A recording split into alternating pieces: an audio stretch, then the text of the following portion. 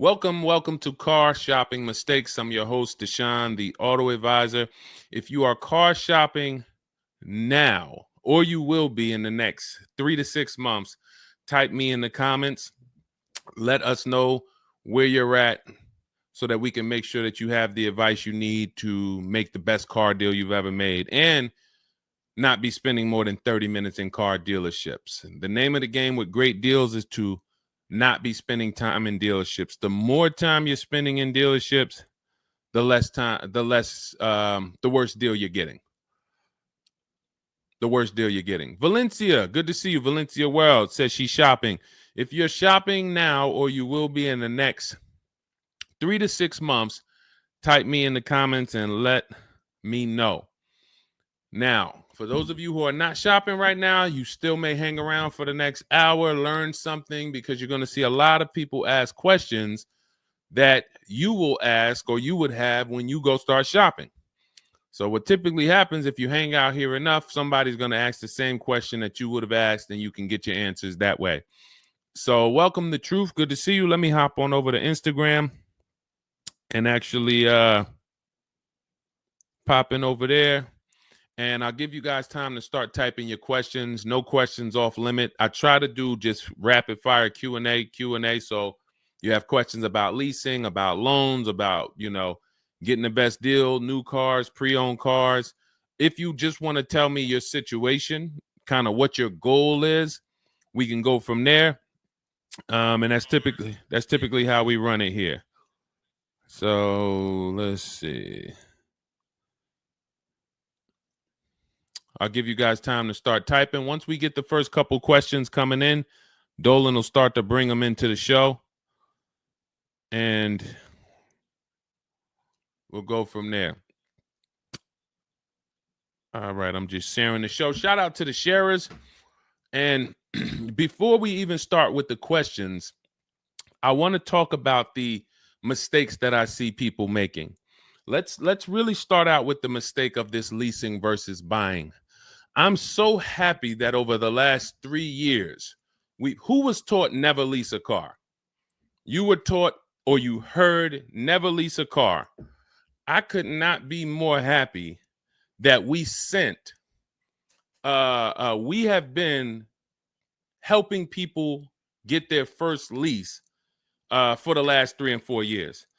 The financial advice we've been listening to concerning leasing has cost us thousands of dollars. I was going to lease a car next week. As long as you get 5 offers, cool money. As long as you get at least 5 offers, you're good. See, people are out there paying. There's a couple ways that you can get a car.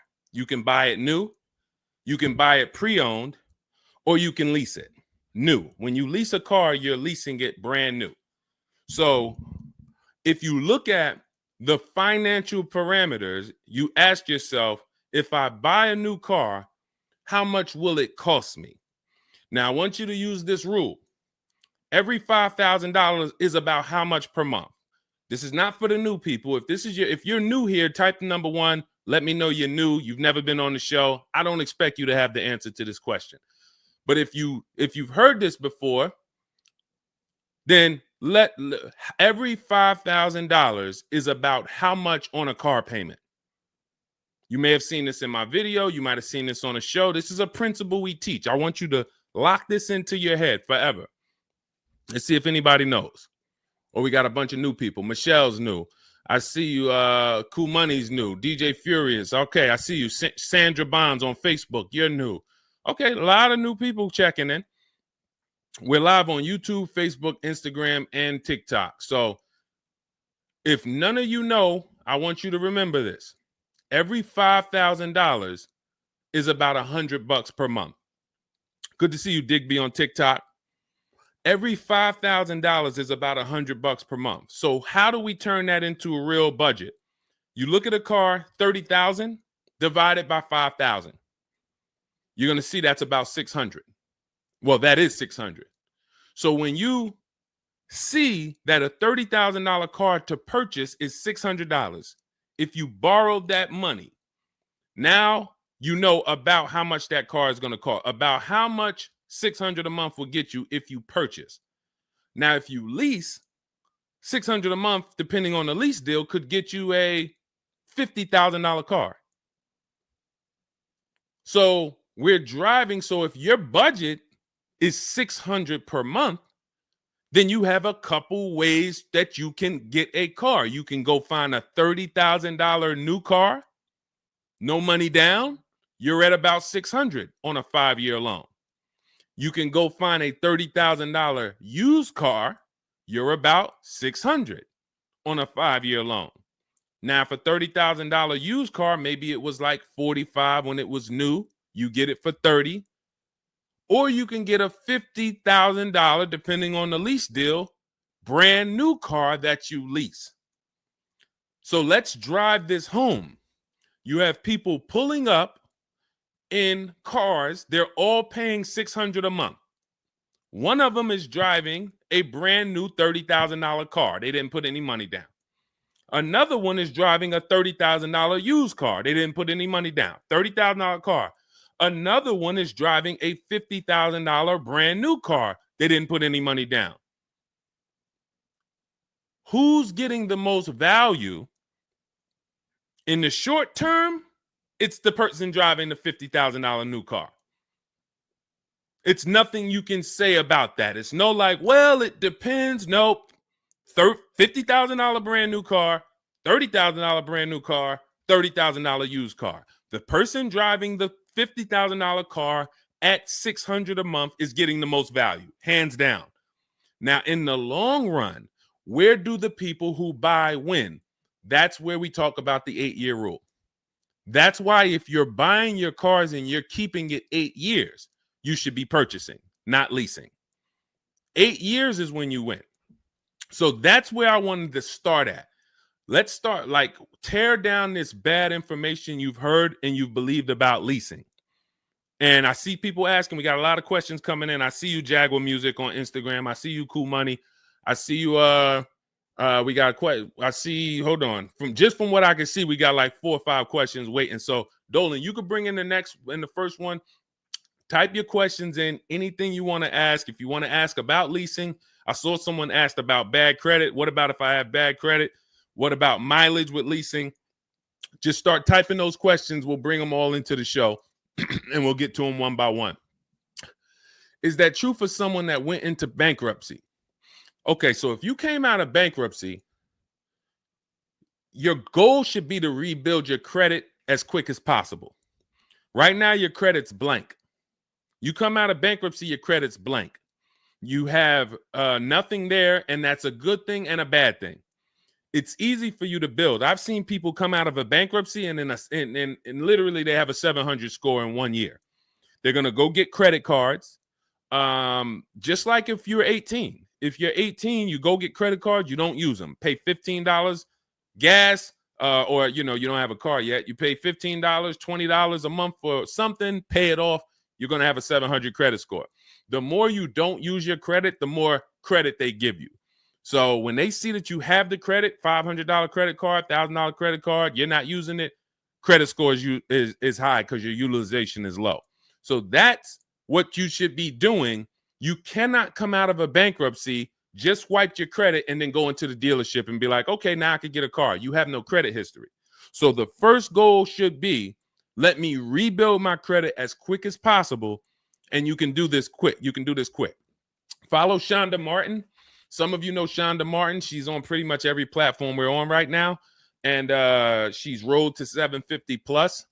Now you got to let me know. Can you wait and build your credit for 3 to 6 months? Can you start to get some type of credit history? Or are you in need of a car right now? In which case you have to get a car with bad credit or no credit. Because if you don't have anything on your history, that's technically no credit, which is bad credit. So, okay, you need something ASAP.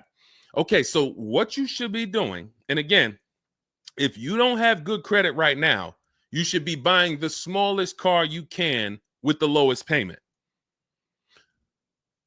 I got into the car business 2006. I was 22. I've been in and around the car business since then.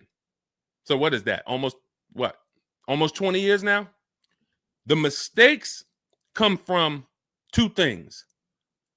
You don't know what to do. A lot of the stuff I'm going to say, oh, I didn't know I could sell a lease, Deshone. Oh, I didn't even know I could sell a car if I don't have the title. It's not paid off yet. I thought I had to pay it off to sell it. Deshone, I didn't know every dealer, every, Toyota dealer has a different price. I thought they were all the same price, like the Apple store. All of that is you didn't know.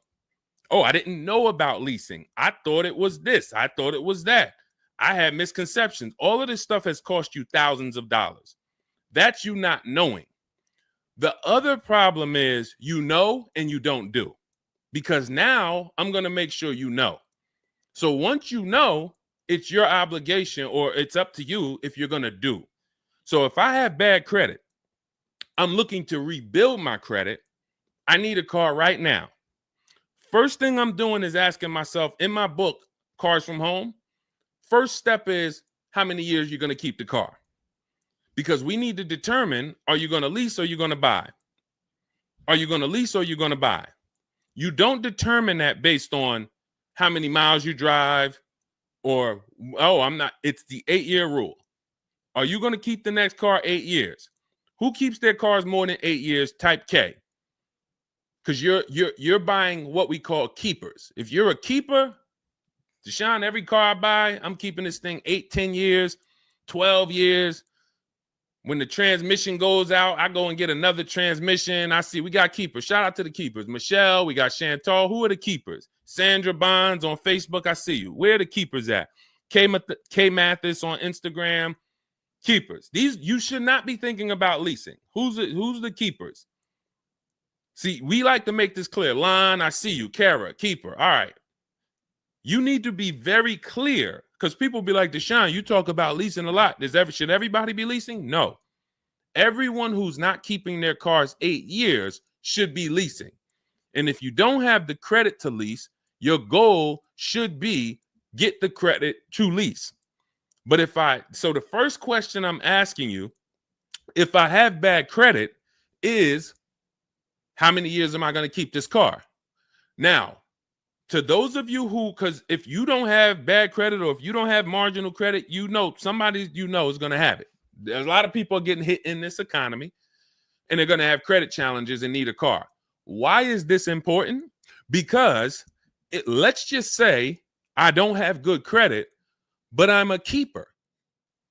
That means I'm not thinking about leasing. I'm looking to get a car that I can keep for 8 to 10 years or more, and I don't really have good credit right now. No problem, because the goal is find the best car for the best price, and then I'm going to get a loan, and I'm going to pay more for that loan because my credit is bad. I still need to get a great price on the car. We got to talk about that. Separating the price of the car from the loan. Some of you are savvy and you understand this, and some of you just mix these things together. But when it comes to getting a high interest rate because I have bad credit, as long as I get a good car, once my credit is better, what can I do with that loan? So let's say I got a great price on a car. I got a car, it's going to last 10 years. It's perfect, but I'm paying 21% interest. So I'm going to fix my credit, work on my credit. And then once my credit is good, I still want to keep this car. What can I do with this loan? Refinance. That's a simple fix. But if you don't realize that you're a keeper, then you're going in and you're getting a bad car. 6 months, a year down the road, 2 years, the car's having problems because you didn't take it seriously that you needed a long-term car. So not only did you mess up the plan because the car is going to start having problems, now I got to see, do I want to fix the car, or do I want to, I got to make the payment, now my payment's due, but then the car's having problems. All of this can be prevented. And you need to know up front what your goal is. But if your goal is to lease, Deshone, I'm not keeping cars 8 years and I don't have good credit, you should be buying the smallest inexpensive car you can that you can get a loan on. $10,000 car, go drive it for 2 years, make your payments, and then switch into a lease. If you're driving a car, if you're buying a car to keep, then you can go and get a nice car, get the most car you can afford comfortably. You're going to have a high interest rate, and then you refinance that car when you actually get, your credit up. So this is all in my book.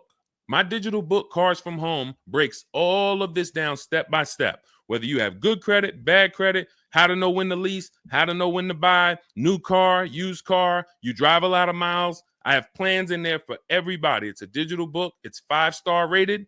Thank you to everybody who went to Goodreads and reviewed the book. You can get a copy of the book. It's normally $97. You can get it as part of my launch offer for 75% off. That's $24. It's for 2 hours. So as long as you get there, go to my TikTok bio, my Instagram bio, the YouTube comments or the Facebook comments, click that link, and you'll see $24 for 2 hours. Once that, as long as you get it before that, you got it for $24 instead of $97. And you can have everything step by step. So you're not worried about, I'm trying to remember all of this. You can watch the replay on YouTube too. But all of this is everything I'm teaching is part of a plan. It's not me winging it. This all comes out of my book. All right, go ahead, Dolan. Bring the next one up. Keep typing your questions. I know we got a lot of questions coming in from all 4 platforms, so Dolan will bring them into the show. Just keep on typing. What is considered marginal credit? Now, this is going to depend on what you're trying to achieve. I like to see all right, who's a homeowner? If you're a homeowner, type me. Now, if you had marginal credit before you bought your home, your realtor or your mortgage person probably told you, go work on your credit and then get your credit to this to get a mortgage. A lot of people do that. They go and they work on their credit, and once their credit is a 640 or 620 or 660 or whatever it is to qualify for the mortgage, they go and get their mortgage. That's how it should be with a car. You want to get yourself, if you have the time, you want to get yourself to about that 660 mark. That 660 mark puts you, and I'm talking, do not use Credit Karma. Do not use Credit Karma. The amount of people who used to come into the dealership we run their credit, it's low 6s, 609, 590. And then they call me back, a couple months down the road. Oh, Deshone, yeah, my credit's better. And then we come in and they're like, yeah, I think it's up to about a 660, 680 now. And then we pull it and it's a 620, 630. And that's Credit Karma. Do not put yourself in a position where you're listening to Credit Karma. Pay. You can go to Google and you can type in, get my FICO scores. You want your FICO scores direct from the credit bureau. If you don't subscribe to a thing that gives you it before you go and make a purchase, you want to know what your FICO score is, not what a Credit Karma score is. But if you have the time, you want to try to get your FICO scores all above the 660, 670 mark. That's going to be in that good category. You can qualify for a lot of leases. Now, if you're in the 650, I want you to think about this. I have something I teach called credit and when it comes to profiles, leasing and credit. It's easier to get a loan to buy a car than it is many times to qualify for a lease. If you got a low 600 credit score, a lot of people will approve you. They're just going to approve you at a higher rate, higher interest rate. With a lease, it can work similar. But sometimes when you're in that low 620, 630, it's very tough to get approved. They're not going to take that much risk, but you may have a strong profile. So when you go into this, it's not black and white, guys. It's not like you can say, if my credit score is this, I'm done. What if your credit score is this, but you have a car payment already you've paid on time? When I worked for Mercedes, I worked for Mercedes for 5 years. We'd have people whose whole life was falling apart, but they never missed a payment on their Mercedes, and they get approved all the time. Everything else is falling apart, behind on the home. But if Mercedes sees you pay them, you got approved. So what I say is a current car. That's why those of you, if you're building to get a lease, if you're building to get a better car, pay that car on time that you have now. Because the best thing you can do is have a history of on-time payments on your car. That means a lot to a bank versus missing the car or putting the payments on the back because you thought that somebody told you could do that and it wouldn't affect your credit. A lot of people learn the hard way. Oh, I thought when I put the payment on the back, it didn't show as late. It does. So we again, I'm here to tell you everything from the inside. I've been helping people for years. We have people all around the country. You know, we'll bring a lot of them into the show. Marguerite, Brian, you know, a lot of the people who write in, Sheree. But we have this. I'm telling you from the inside, not from your perspective. I'm not like the public, and it's like, oh, this guy this guy must have really learned about buying cars because he's teaching. No, I'm from the dealerships.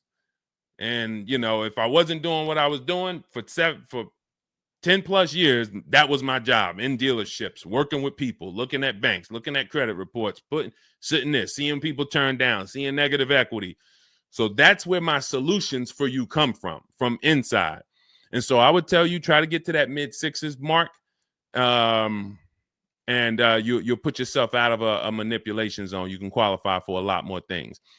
All right, I see you, Michelle. I see you. Kim Randall, good to see you. The Savage Mama checking in. Abdul checking in. Good to see you. Go ahead, Dolan. You can bring up the next one. All right. Shout out to Dad. Y'all running the likes up on TikTok. Thank you so much. Thank you to everybody who's double tapping the screen.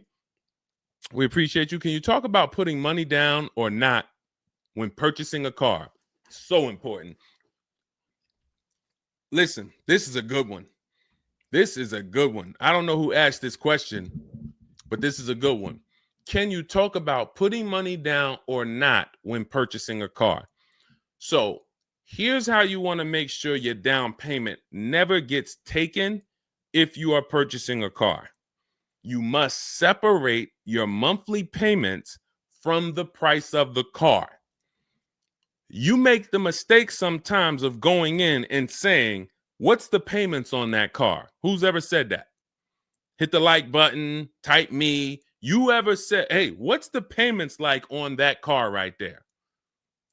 The reason why we don't do that is because you're actually mixing two transactions when you do that. Thank you for being honest. Shout out to the people who are being honest. You're mixing two transactions. You're looking at the price of the car and you're looking at the loan details, which equate to your monthly payment. See, if you pay cash for cars, then you understand you don't care about the payments. You go in, you're trying to find out the out the door price. What is my out the door price from the car for this car? If you're doing it our way, you're doing this from home. Bunch of dealers submitting offers to you. They're out the door offers for this car to your email, bidding war. We'll talk more about that in a little bit. That's the cars from home way. But once you get the out the door price, you then say, all right, that car that I want, $32,000, including all my tax, all my fees, $32,000. I pull up my auto loan calculator. How much is $32,000 on a car payment? Well, 5 years might be around $620 a month. 6 years might be around $550 a month. Okay. Do I want my payment to be that high? If I could afford that payment, do I want my payment to be that high? You see how we've separated the price of the car from our loan and our monthly payments. This has nothing to do, and this is what we call the 3 pillars of great car deals. 3 pillars. You cannot get a great car deal if you're mixing these 3 pillars. First one, who I buy my car from. Second, who I get my loan from. Third, who I give my old car to and sell it to. That's why we don't say trade here. That's a curse word. Forgive me if I even saying it. And if, we get some questions about trade-ins, we'll explain why we don't trade cars. So we have to separate these and bid out each one. You have so many online tools at your disposal that you just don't know how to use yet when it comes to your cars. You know how to use Amazon to go buy a TV. You know how to get a subscription to YouTube. You got a ton of online tools you know how to use. Shazam, what's that song? Shazam it. But the online tools about car buying, you just don't know how to use them. That's where I come in. Our entire system is showing you websites that do this, tools that do that. And so we can make sure that we're getting the best deal. So the only way you're going to make sure you never lose your down payment is you have to separate the monthly payments from the price of the car. If you go in and say, hey, how much is that payment? The car salesman says, well, how much can you put down? Well, I don't really want to put any money down. Well, all right. If I had to, I guess I could put down like 3, 4 max though. But I'm trying to be at like $600 a month. You're working your loan out with them. That's a loan. And let me tell you how. Let me show you why you can know you shouldn't be mixing these transactions. There's big money in all of them. There's a ton of people who want to sell you a car. There's a ton of people who want to give you a loan. They don't sell cars. Let me say that one again. There's a ton of people who want to give you a loan. They don't sell cars. They want to compete for your loan. That should tell you there's a lot of money in the loan business. Then there's a ton of people who want to buy your car from you. Your car you have now. You're the one you're like, well, I just normally go trade the car in. Well, how many offers are you getting when you trade the car in? Well, I usually just get the one from whatever the dealer says he's going to pay for me. Okay. So there's a ton of people who want to buy that car from you. They don't care about selling you a car, and they don't care about giving you a loan. So when you buy a car from a dealer and you give them your old car on trade-in and you get your loan from them, you just gave them 3 transactions. You did 3 transactions with them in one. Do you see why it's impossible for you to get a great deal doing that? Type $signs if that makes sense. Who's locked in? Because I know sometimes we only got a couple people that be watching. Some people, man, you're cooking dinner and you're like, I hear you, Deshone. You're not gonna save $5,000-$10,000 like my students, and you're cooking dinner and you're just trying to listen in on the side. Look, you're not gonna get this. Look, person got a Kia $439 a month, $35,000 car. Look, save probably $6,000 off the car. Melissa, $12,000 that she got from Carvana. Let me just read something from people who are locked in, so you can, maybe this will inspire you to get locked in. All right, this is Melissa. 4 days of leasing like a boss. That's our system we follow for getting our leases. Started with a Kia Telluride as first choice. Quotes for 36 months, 15,000 miles a year. Ranged from 642 to 653. Went to a Honda Pilot. Ended up getting quotes as choice B from 616 to 713 after contacting every dealer in North Carolina. She did this from home, right from home. She got after contacting every dealer, the dealer I ended up leasing from originally quoted me 719, came back at 616 in 3 days with 0 due at signing. This is on a, where's her car at? I can't see. Hold on, 616. Oh, that one wasn't clear. All right, here, let me read this one. Thanks so much for these resources. I read the entire book last night. Already been underway trying to put my deal together. What a great book. I have my quotes together, and now I'm ready to take the next step with the calculator. Big fan of your channel and the resources. However, when we shop for 12,000 miles per year, do we adjust to 15,000? So these are people who are taking action on a plan. So when you see the plan, there's going to be different results. If you're out here winging your car process, oh, I hope I did this. Oh, shoot, I thought I watched the Instagram video. They told me don't say that. I shouldn't have told them I had a down payment. You're not going to get it. You're not going to save $5,000 or $10,000 on your car payment, on your car transaction accidentally. You don't just slip into that. So lock in and grab this lesson now. I need to separate my transactions. Who I buy my car from is one transaction. I'm going to bid it out. I'm going to give a bunch of people an opportunity to sell me this car. If I'm looking at a used Toyota Camry, I want to see every Toyota Camry within 150 miles, and I'm going to narrow it down, and I'm going to pick the best one, independent of my loan. My loan is a whole nother story, because when I shop for my loan, I'm going to do the bank bidding war where I can have multiple people. I don't even want to mention that without telling you about it, because it's like, whoa, what's the bank bidding war, Deshone? Okay, so you can have multiple banks and credit unions compete for your interest rate in a small period of time, and it's going to weigh on your credit score like one hard inquiry. Like one hard inquiry. Mamba Mentality, I love the name. I love the name. Why can't I do a super chat? I don't know. Yinka, good to see you on Facebook. IB Johnson. On one hard inquiry. So let's just say, and so when you get your loan, how do we know that 5.2% interest rate was the best? How do you know that the 7.1 interest rate was the best if you have no other offers?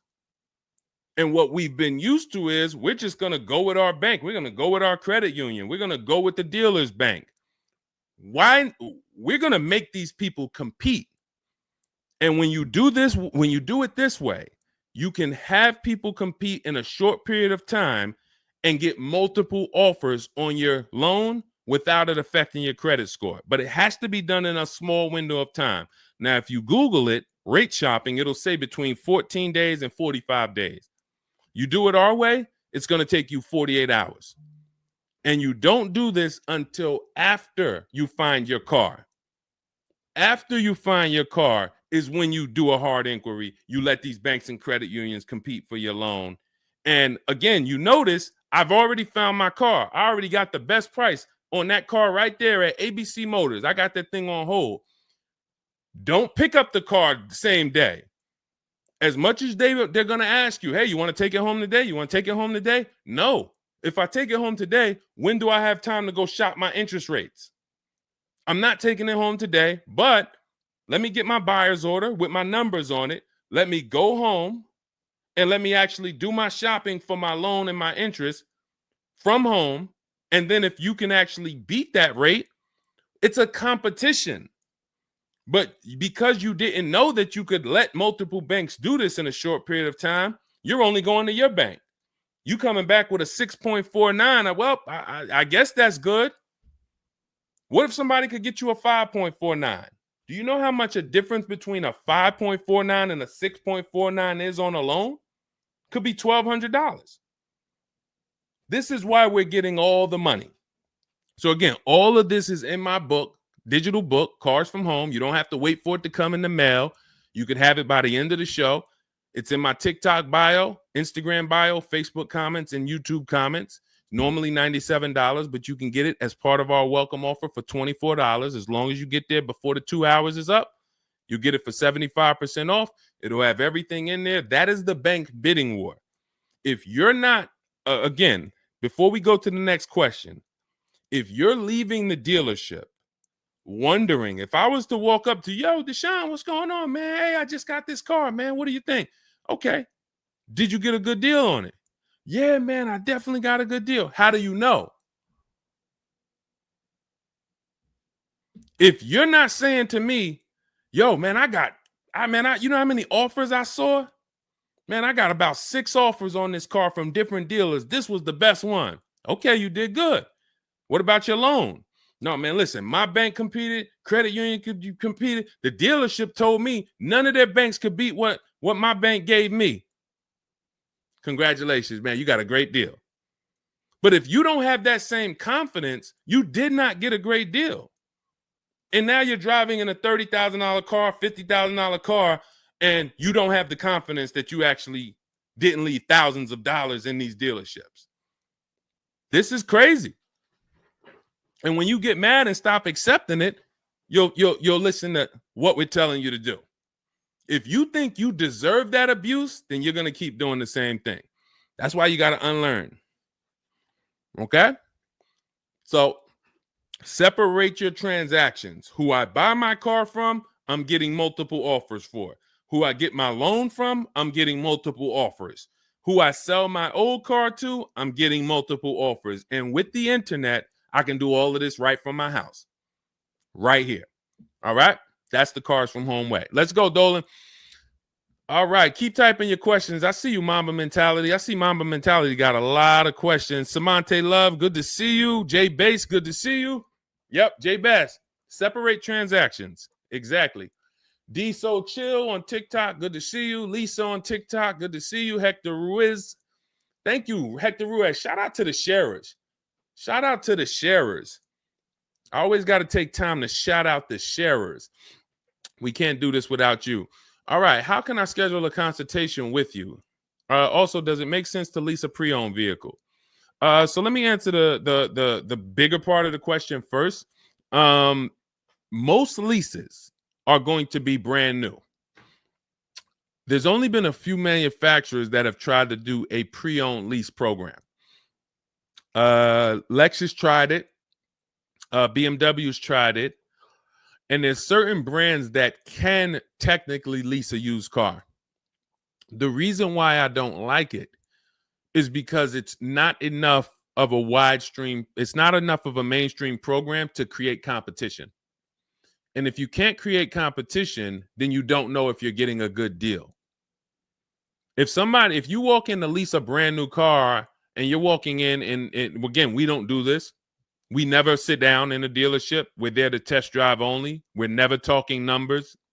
But if you are doing it the old way, you're going to go in and then you're going to get a bad lease deal presented to you. And they'll say, well, I could lease you this 3-year-old one and it'll save you like $150 a month.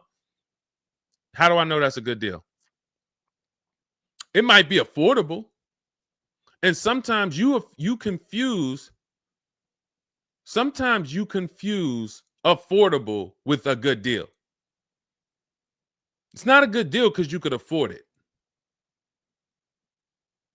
I want to let that sink in. We confuse, you know how many people I watch get a horrible deal, but they go home and they're like, yo, man, they got me to my payment. Bad credit usually. A lot of people with bad credit will brag about yo, man, you got to go see Joe, man. Why do we need to go see Joe? Man, he got me in a car. Nobody else could. All right, let's look at the numbers. Dag, you're paying 24% interest. You know this is an 8-year loan? You know this is an 8-year loan. Oh, nah. I just, listen, man, Joe, you sending all your friends to Joe. Oh, look, and this car has 70,000 miles on it. You paid $28,000 for it? See, because they got you to a payment you could afford. So you thought, good deal. Now, I go into a Bentley dealership right now. Bentley's $300,000. And they say to me,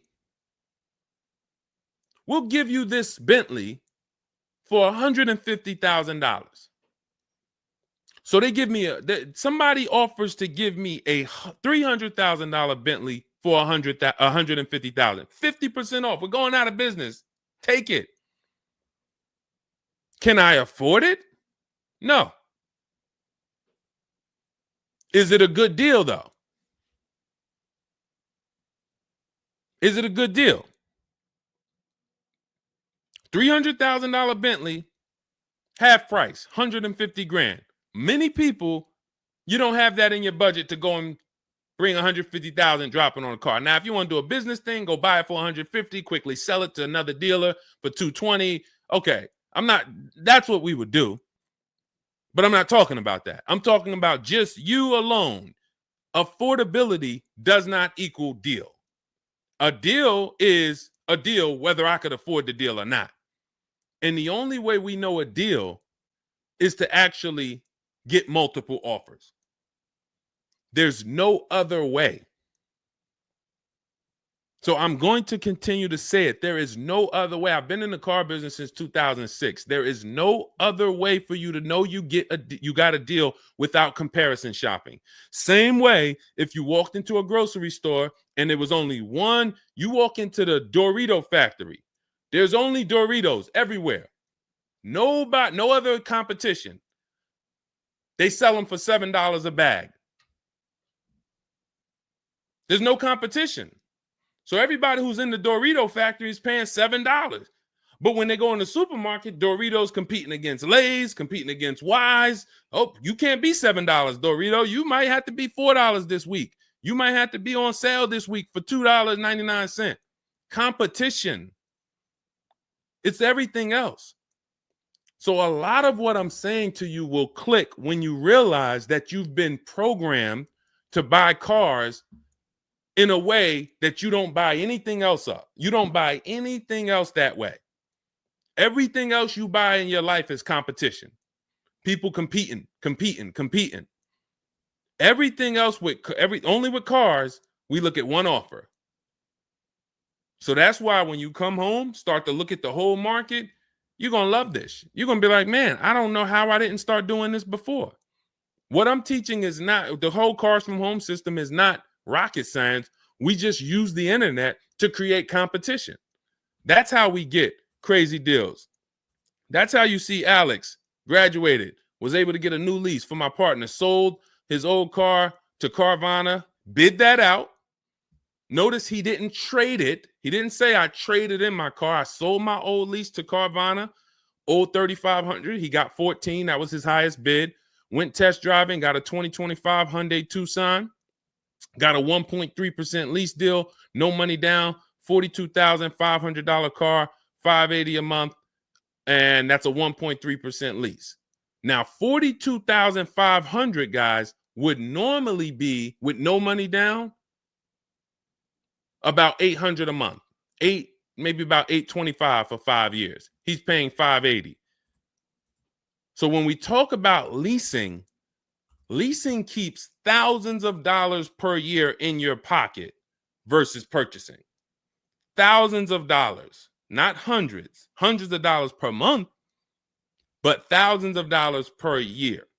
So to answer your last question, I don't do consultations. We have 3 ways we help the public: through my book, through our Shop with Deshone program. A lot of these people that you're seeing me share, they've either got my book or they're in our Shop with Deshone program. Just Ralph, Jen, Stormy. Just wanted to let you know that your package worked. $48,000 MSRP, no money down. She's paying $622 a month. That's normally a $900 payment. Marie, some of you know Marie from some of our other shows. We talked about her. Just wanted to reach out. Thank you. She used the book, saved over $13,000 off of her Mercedes, got her payment to be hundreds lower per month, maintenance included. Just wanted to say thank you. She got a 2025 GLC Coupe. Some people have this same car. You're looking at this car. You're like, hold on, Deshone, I got that same car. Did you get $13,000 off? Did you get $13,000 off? This is when we got to say to ourselves, whoa, what's happening that Marie got $13,000 off? I thought I did okay. I got $4,000 off. You see how dangerous it is when you don't get multiple offers? You thought, man, I negotiated, man. I was in that dealer for about 5 hours, man, to get that $4,000 off. Marie never went into a dealership and she got $13,000 off. So you just made a $9,000 mistake. So you could either change your behavior, go grab my digital book, Cars from Home, learn the same thing, use the same strategy step by step that Marie just used, and you could eliminate you making these types of mistakes, or you can continue to do what the car business wants you to do. So in my digital book, you have everything. That's why it's called 7 Steps to Saving Time, Money, and Avoiding Dealerships. It's in my TikTok bio, my Instagram bio, YouTube comments, Facebook comments. You can get 75% off for the next 2 hours. So you won't pay the normal $97. You get it for $24 if you get there before the welcome offer expires. And that's a digital book. It'll be in your inbox by the time we end the show. You'll have all these strategies to use for you, your family, your spouse, your kids, to make sure every transaction you're winning. You're leaving no money on the table. All right. So yes, I don't do, and you'll see in our Cars from Home toolkit in my bio, we do have a program where we shop for people around the country. In fact, before we go to the next question, let me show you what you'll be able to do. But in our case, we do this for clients. So you get in where you fit in. I don't tell you, it's like if I put a buffet in front of you, everything gets you full. You get the book, you're there. You come into Shop with Deshone, we do it together. You watch our video checklist. You have coaching calls, we have Zoom calls, we have a private Facebook group. You get to your goal. Or you can, if you qualify, you got to have the credit. You got to be shopping for a new car. You can look into our Done For You program. You can book a call with our team. But here's an example of how big of a margin these offers. I want to show you the difference between some offers here, because some of you don't really see it. Hold on. I got to label these better for our next show. Okay, here's an example. So we can see here for this particular car, the payments ran, all of the car itself is $64,000. We're shopping for a Genesis. This particular month on this particular car, the payments range. Y'all ready? We got 6 offers on this car. The payments range from, well, I'm just read them to you. $973, $899, $1,102, $1,066, $921, $913. Now this is initial payments. Why is there a $200 difference in these initial payments?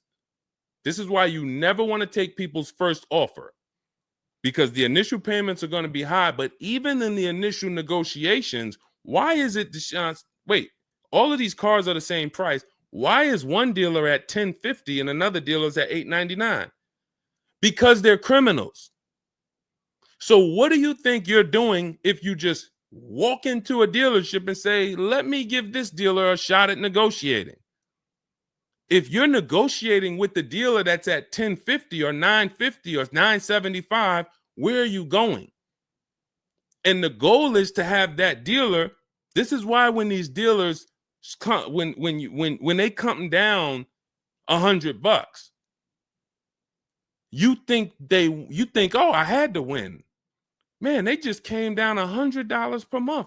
They started out, they were at $590, and now we're at $490. This has to be a good deal. Well, how do we know that they weren't supposed to start at $490 and end up at $390? If this is clicking for you, type a $, because this is clicking for some of you. Those of you who are locked in, this is why it has to be a mentality change. I'm pulling back the curtain so you can see that, Deshone, it's been feeling like when I go to buy a car, it's a mental game. I drive off and I'm kind of happy, but then I don't really have the peace. I don't really feel like I did good. I'm kind of hoping I did okay, right? That's you, right? So I'm telling you that your gut has not been lying to you. I see you, P. Honda Fundamental Salon. Good to see you. Got my book. Use it. Use it and win. So your gut is not lying to you. I'm just the one from the inside coming to tell you that you closing your eyes and hoping things go well is not working. It's not going well for you. If you looked at other people, they're doing better. If you looked at people with strategy, they're getting cars for $200 a month less than you. They're getting $5,000 off less than you. They're leaving knowing that they got the best deal because they saw so many offers. You're hoping, and that hope is not leading to that. Hope is a bad strategy. So what you want to do is you want to change your mindset and realize that the dealer's whole goal is to keep you from shopping. If you burn that into your head about the car business, the entire goal of every dealership is to keep me from shopping their competition. And if you know that, then you're not going to go into the dealership. You're going to say, all right, how can I be at home and do this from home? Again, that's all in my book. But even if you want to make calls, there's some people, you've been on to this since 4 years ago, 10 years ago. You're like, Deshone, man, I knew, man, I don't go into those dealerships. I call around, I'm going to get me a bunch of offers. And by the time I get there, that's when I'm picking up my car. You've been on to this truth for a long time. Some of you, I'm not telling anything new. Some of you, you're like, whoa, I didn't know that really. I thought that it was all about going in and just negotiating. No, because 80% of dealers are never going to give you what we call a below market deal because they got too many other people walking in that's willing to pay a higher price. So you have to find the dealer who is going to give you that low payment out of the whole market. That's why this is a bidding war. And when you start to do this, you're going to be like, yo, why does it seem like this is kind of fun now? I kind of enjoy this. Is like a game. And you're the prize. So instead of feeling like you're begging, oh, come on, can you do another $500 off? Come on, man. I'm only asking. Get me from $520 to $499, man. You're begging. So instead of begging, you got people now competing for you. Whole different story. That's what we want. That's the transformation we want for you today. All right, let's go. Dolan, next question. All right, Fundamental Salon, I see you. I see you, Jay Bass. I see you, Randall Pine Straw. You got the number 3 gifted badge. Thank you. Y'all lighting up the lights on TikTok. Thank you so much. Monica 9300, BKS Aggie, Timothy Garces, Drew Saberton reposted the broadcast. Thank you so much. Shout out to everybody sharing this. What about military personnel? What's the question? Just rewrite that question because I don't know. What's the question? I know what about military personnel. I don't know. Are you asking about military rebates? I don't know. So just kind of give me a full question, and then I'll be able to give you a better answer. Hello, I'm planning on purchasing a 2025 Escalade. Any negotiation between the MSRP and the invoice? Of course. Now, if you walk into a dealer and you say something like that, what is the dealer going to say? So let me ask everybody who's watching. We're live on Facebook, TikTok, Instagram, and YouTube. If this person casually walked into the dealer and said, hey, is there any negotiation between the MSRP and the invoice? What do we think a smart dealer is going to say? Not an honest dealer, a smart one. Thank you, Sassy. No. No. And you know what's crazy? They're going to say it in a way that makes you believe it. So if I put my car salesman hat on and I switched it to kind of for myself, this is what it would sound like. Or is there any negotiation between MSRP and invoice? Not really. On these cars, I mean, we don't even have a lot of them. A lot of people are trying to get them now because the tariffs are about to hit. And even though this is an American-made car, some of these parts, they're produced in Mexico. So there's not, we really like to, a lot of dealers are selling them over MSRP. In 10 seconds, I just took you to, whoa, but can I get MSRP though? See, that's why I'm never training you to go in and negotiate with people that negotiate every day, 3 times a day for the last 10 years. You're just not going to be a match. You might negotiate office furniture. Yo, Deshone, I do office furniture. A car salesman couldn't come in and negotiate with you on office furniture. But you can't go into a car sale and negotiate with car salesmen because, again, the psychology, we just know every question to ask, everything to say. It's a mind. And so some people use it for good and some people use it for evil. And so how do we find out what the discount is on the Escalade? We talk to multiple Cadillac dealers. Now, if you're doing it our way, in my book, I have scripts that I wrote for you. It's all by email. So there's a reason that people can actually go in, use this book, use these scripts, and come out with great deals. This is Trey. Trey got 3 cars using our system. He said, my son was in the market in 2025. He just got a 2025 Blazer. He said, I started sending emails in the wee hours of Tuesday morning. So those are email scripts that I wrote. They're in my book. You have access to them when you get my book. You're using all my scripts. We're not talking. We're not doing any of this by mouth and saying, oh, I got to remember What did Deshone say? Don't, oh, I didn't want to say that. None of that. There's no room to make a mistake. We're just typing, copying, and pasting. He says, emailed 25 to 30 dealerships, got 8 offers, closed the deal in 2 days. 2 days. So some of you, you're like, Deshone, I need a car in like 2 weeks. No problem. Trey got his in 2 days. So once you start this process of engaging with the dealers, you'll get a car in 3-4 days if you're slow, because that's the way it's set up. So he gets a $56,000 car. He closed the lease at $560 a month on this Blazer electric vehicle. $560 a month, first month's payment due at signing. That is a $56,000 car. And he's gotten 3 cars. He said his first one with our system was 2.5 years ago. He leased another vehicle for his daughter last October, and now he just got his son's lease. 1.5% lease, a 1.33% lease for his daughter, and a 1% lease for his son. So if you're doing it our way, you're sitting at home, you're getting multiple Cadillac dealers to compete by email, and then you're going to see, oh, this one's going to take off $2,000. This one's going to take off $5,000. These 4 are taking off nothing. This one, he's charging $3,000 over the list price. Oh, here's the winner. They're taking off $5,000. That's the best offer. Now, sometimes you get a deal like Sean, and we never know when the bottom is.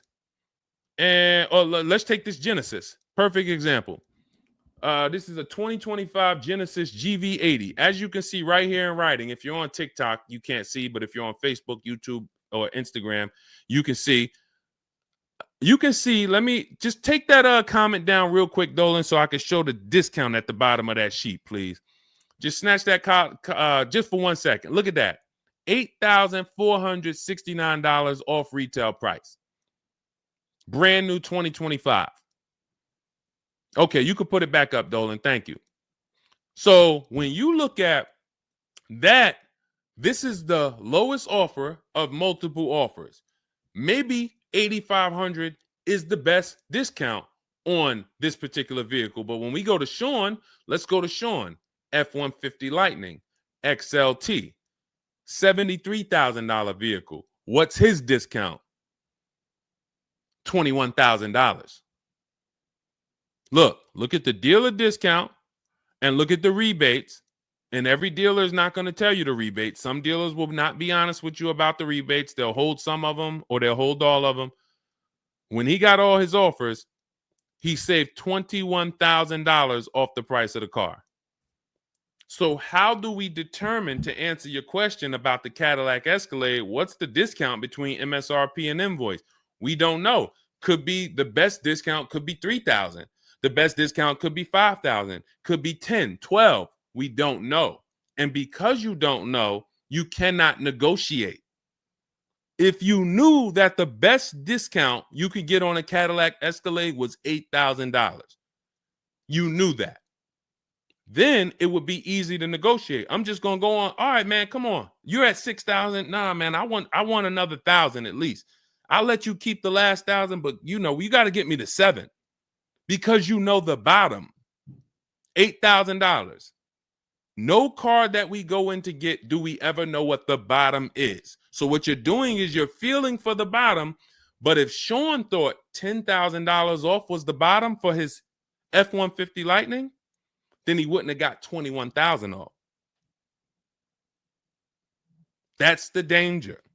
So when I say to you, you're leaving $3,000, $5,000, $7,000 on the table, you can't say to me, Deshone, no, I'm not. Because I get so many offers, man. I know I'm not leaving money on the table. You don't know you're leaving money on the table. I got $8,000 off my Infiniti truck I got when I leased it. How do I know that was the best offer? Because I had 7 other offers. I had 7 other offers of Infiniti dealers that I went back and forth with by email. This one giving me $3,000 off. This one $4,000. This one $6,000. This one $6,000. This one we'll do $8,000 off.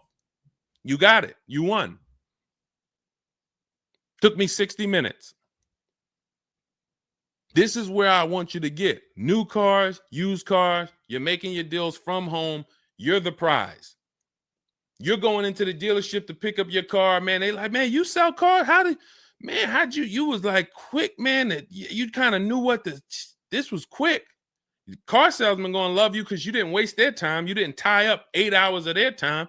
They're making deals with you in 20 minutes, 30 minutes. It's great for everybody, but it's mainly great for you. That's what we want. Okay, all of this is in my digital book, Cars from Home, 7 Steps to Saving Time, Money, and Avoiding Dealerships. It's not a mail book. It's a book. You can have it in your inbox in the next 5 minutes. Normally $97, but it's part of our welcome offer. You can go to my TikTok bio, Instagram bio, click those links.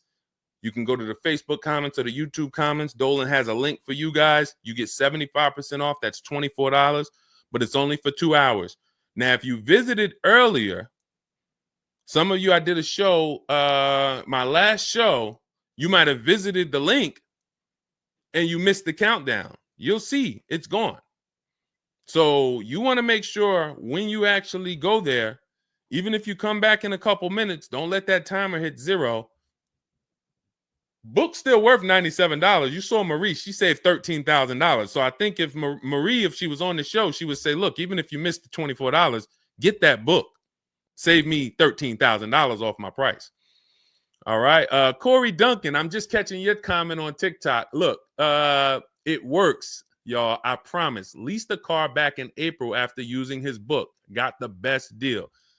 You see what I'm saying? Like, and this is all over.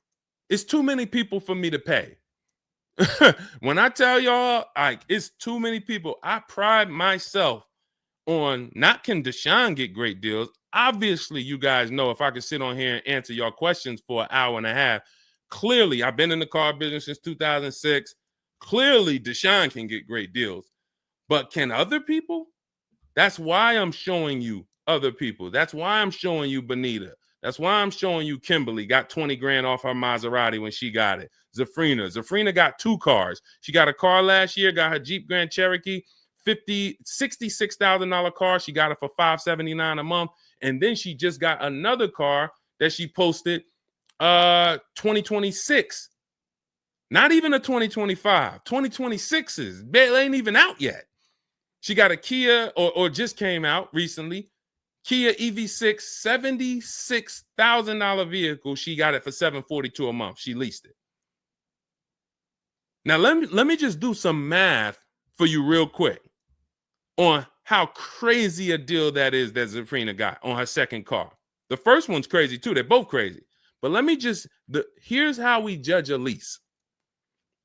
We judge a lease by how much we're paying and how much car we get to drive for that payment. So the reason I created the 1.5% rule is for you to know you're paying too much money for a car you're giving back. The 1.5% rule tells us if we divide the monthly payment into the MSRP with no money down, it creates a percentage. And if that percentage is over 1.5 for 12,000 miles per year, we're paying too much. It's no value there. It's a bad value lease. Let's look at Zafrina's deal that she just got. She's paying $742 a month, and she got a $76,000 car. So let's say, go into our calculator, $742 a month, 36 months.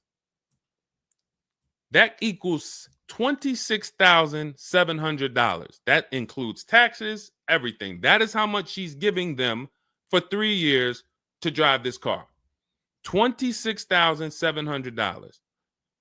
It's a $76,000 car. You don't have to be a mathematician to know that if you walked into a showroom and you saw a $76,000 car, once taxes and fees and everything were on top, it's over 80 grand. And you could drive that car for 3 years for $26,000 and you give it back to them, we can imagine how much value that is.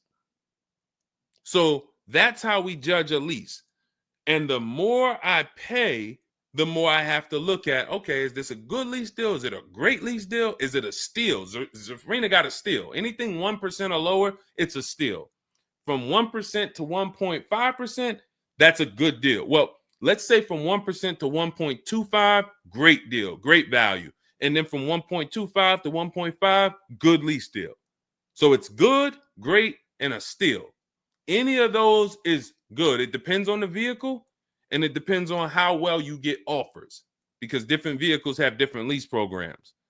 But once we get, you don't walk into a dealership and say, hey, get me the 1.25 or get me the one. You don't do that. You got to see what the best offer gets you. But this is where you want to be at. Empowered shopping. Okay. Thanks, Randall. I'm working on my lease deal now from the book. Way to go. Way to go. All right, Dolan, go ahead. Pull up the next one. I'm going to take a sip of water. I see we still got a lot of questions to get to. Let's go.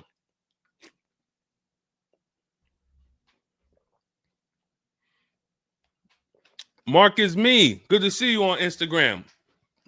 Checking in. All right. Let's go. Does it matter if you email or call a dealership to find out the best price? All right. No. You just got to realize it's going to be different things that come with phone. The reason why. Okay. Who's a good negotiator? All right. Let me put it like this. Who's not a good negotiator? Let's be honest. Who's not a good negotiator? Type me. You're just not. It's not your thing. You don't really like confrontation. Not a good negotiator. Let's go. Who's gonna be honest? Oh, we got a bunch of good negotiators on here today. Bunch of good negotiators. Where we at? Hershey. What's going on? Randall, Sassy. Who's okay?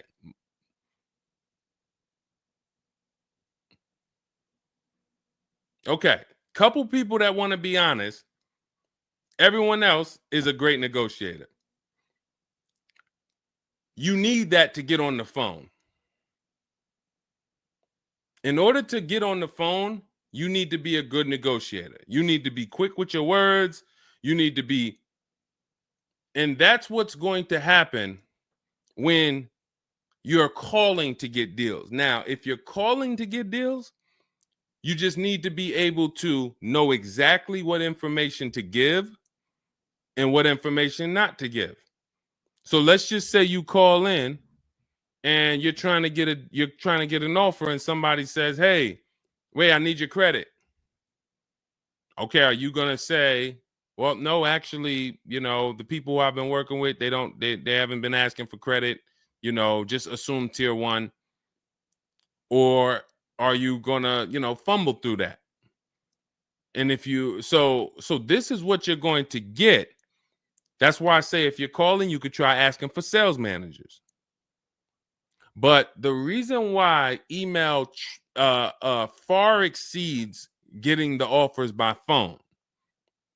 Now, look, getting the offers by phone is way better than walking in.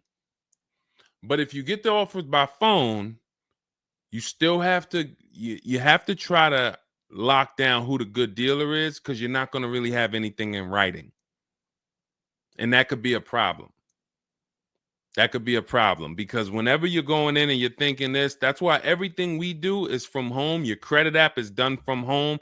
If I'm talking to somebody on the phone and I feel like I done talked to maybe 8 dealers, I got 5 offers, and one guy, Matt over at, that dealership it feel like he's being honest. He's giving me the offer. He told me this is what your payment's going to be. It includes taxes. It includes everything. Or this is what I'll sell you the car for out the door. Okay, I'm doing the credit app online because I want all of that firmed up before I get there. I have a video we're going to put out soon about a dealer who we just experienced this shopping for a client, where the dealer put something in writing. And then when we did the credit app, or the client did the credit app, changed the offer. So when they changed the offer, that means they didn't want to do that offer to begin with. Oh, no, they didn't change the offer. They said the car was sold.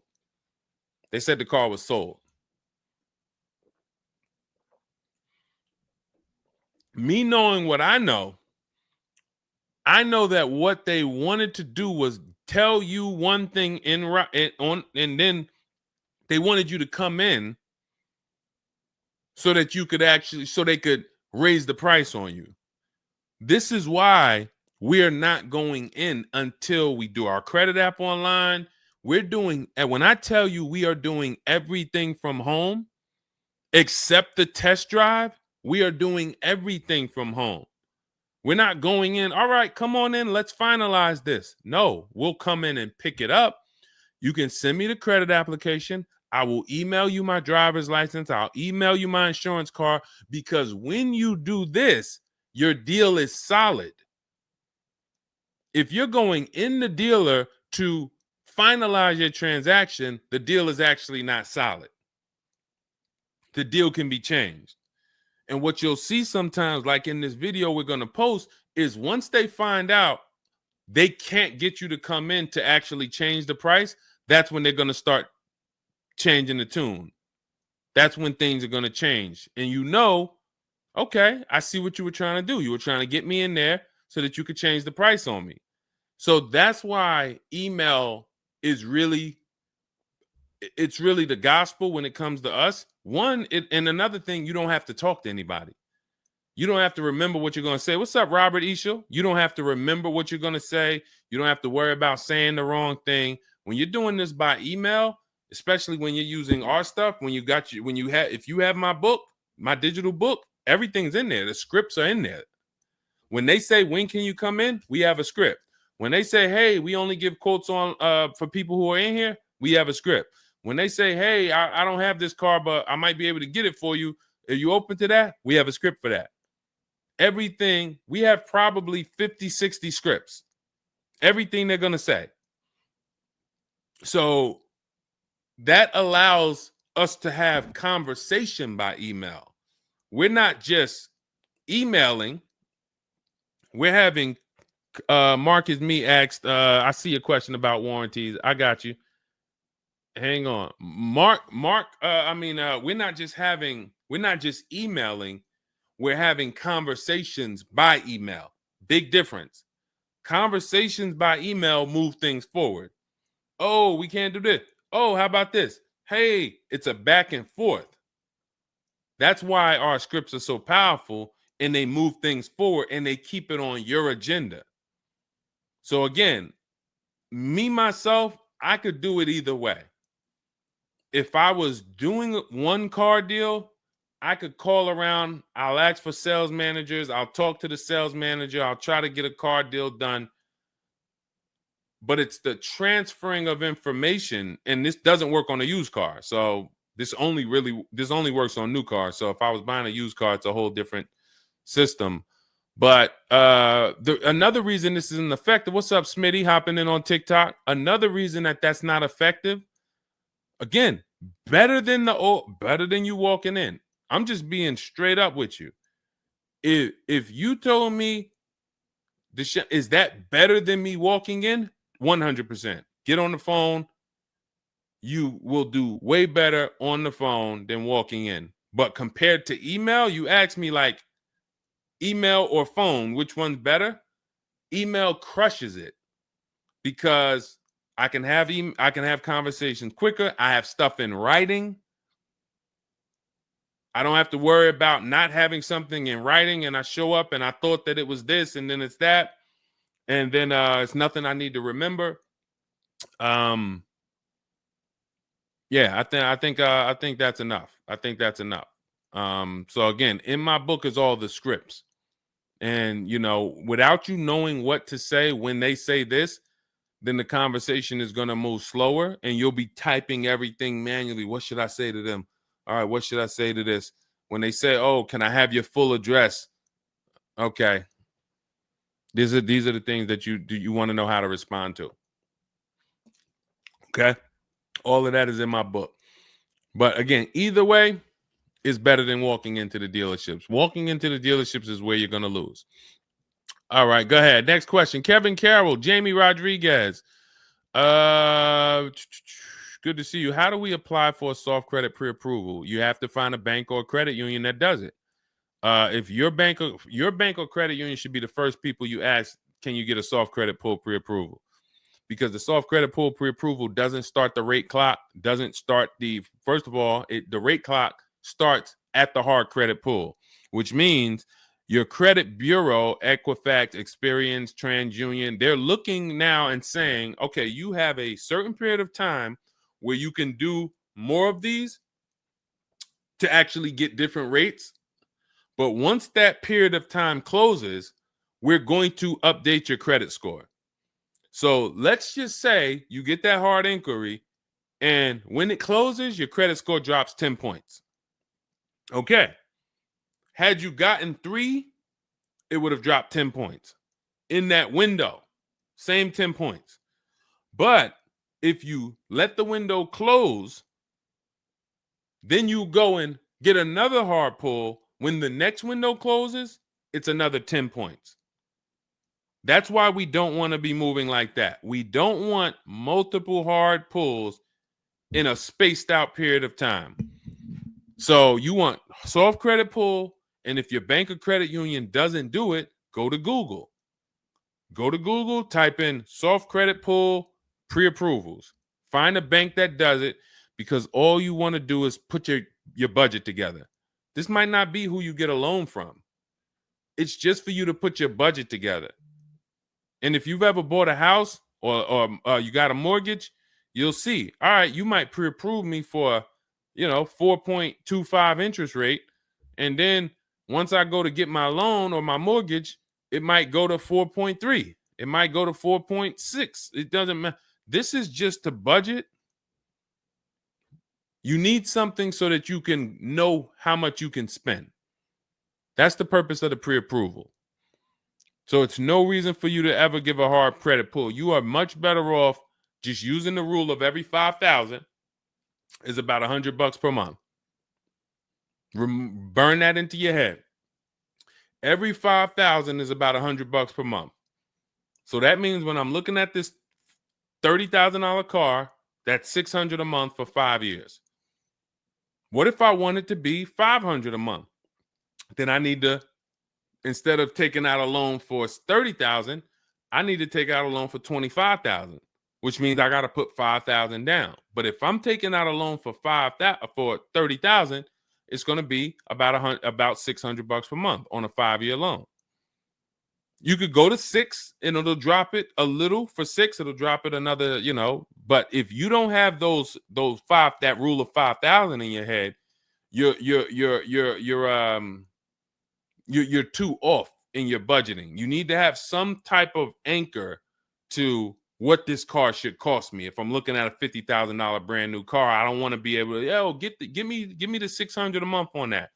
Wait, Deshone already told me every 5,000 is $100 per month. How am I looking at a $50,000 car and saying get me the 600 on that? Just divide 50,000 by 500. You're gonna see, oh, that's 1,000. This thing costs 1,000 a month on a 5-year loan. Yes. No money down. Yes. This keeps you from getting in trouble. This keeps you from leaving out the dealership with a 9-year loan. You're at your payment, but your loan is for daggone. It's like if you might not know, it's there's 50-year mortgages. Who would take a 50-year mortgage? Anybody? Anybody volunteering for a 50-year mortgage? Any takers? I didn't think so. No. Why?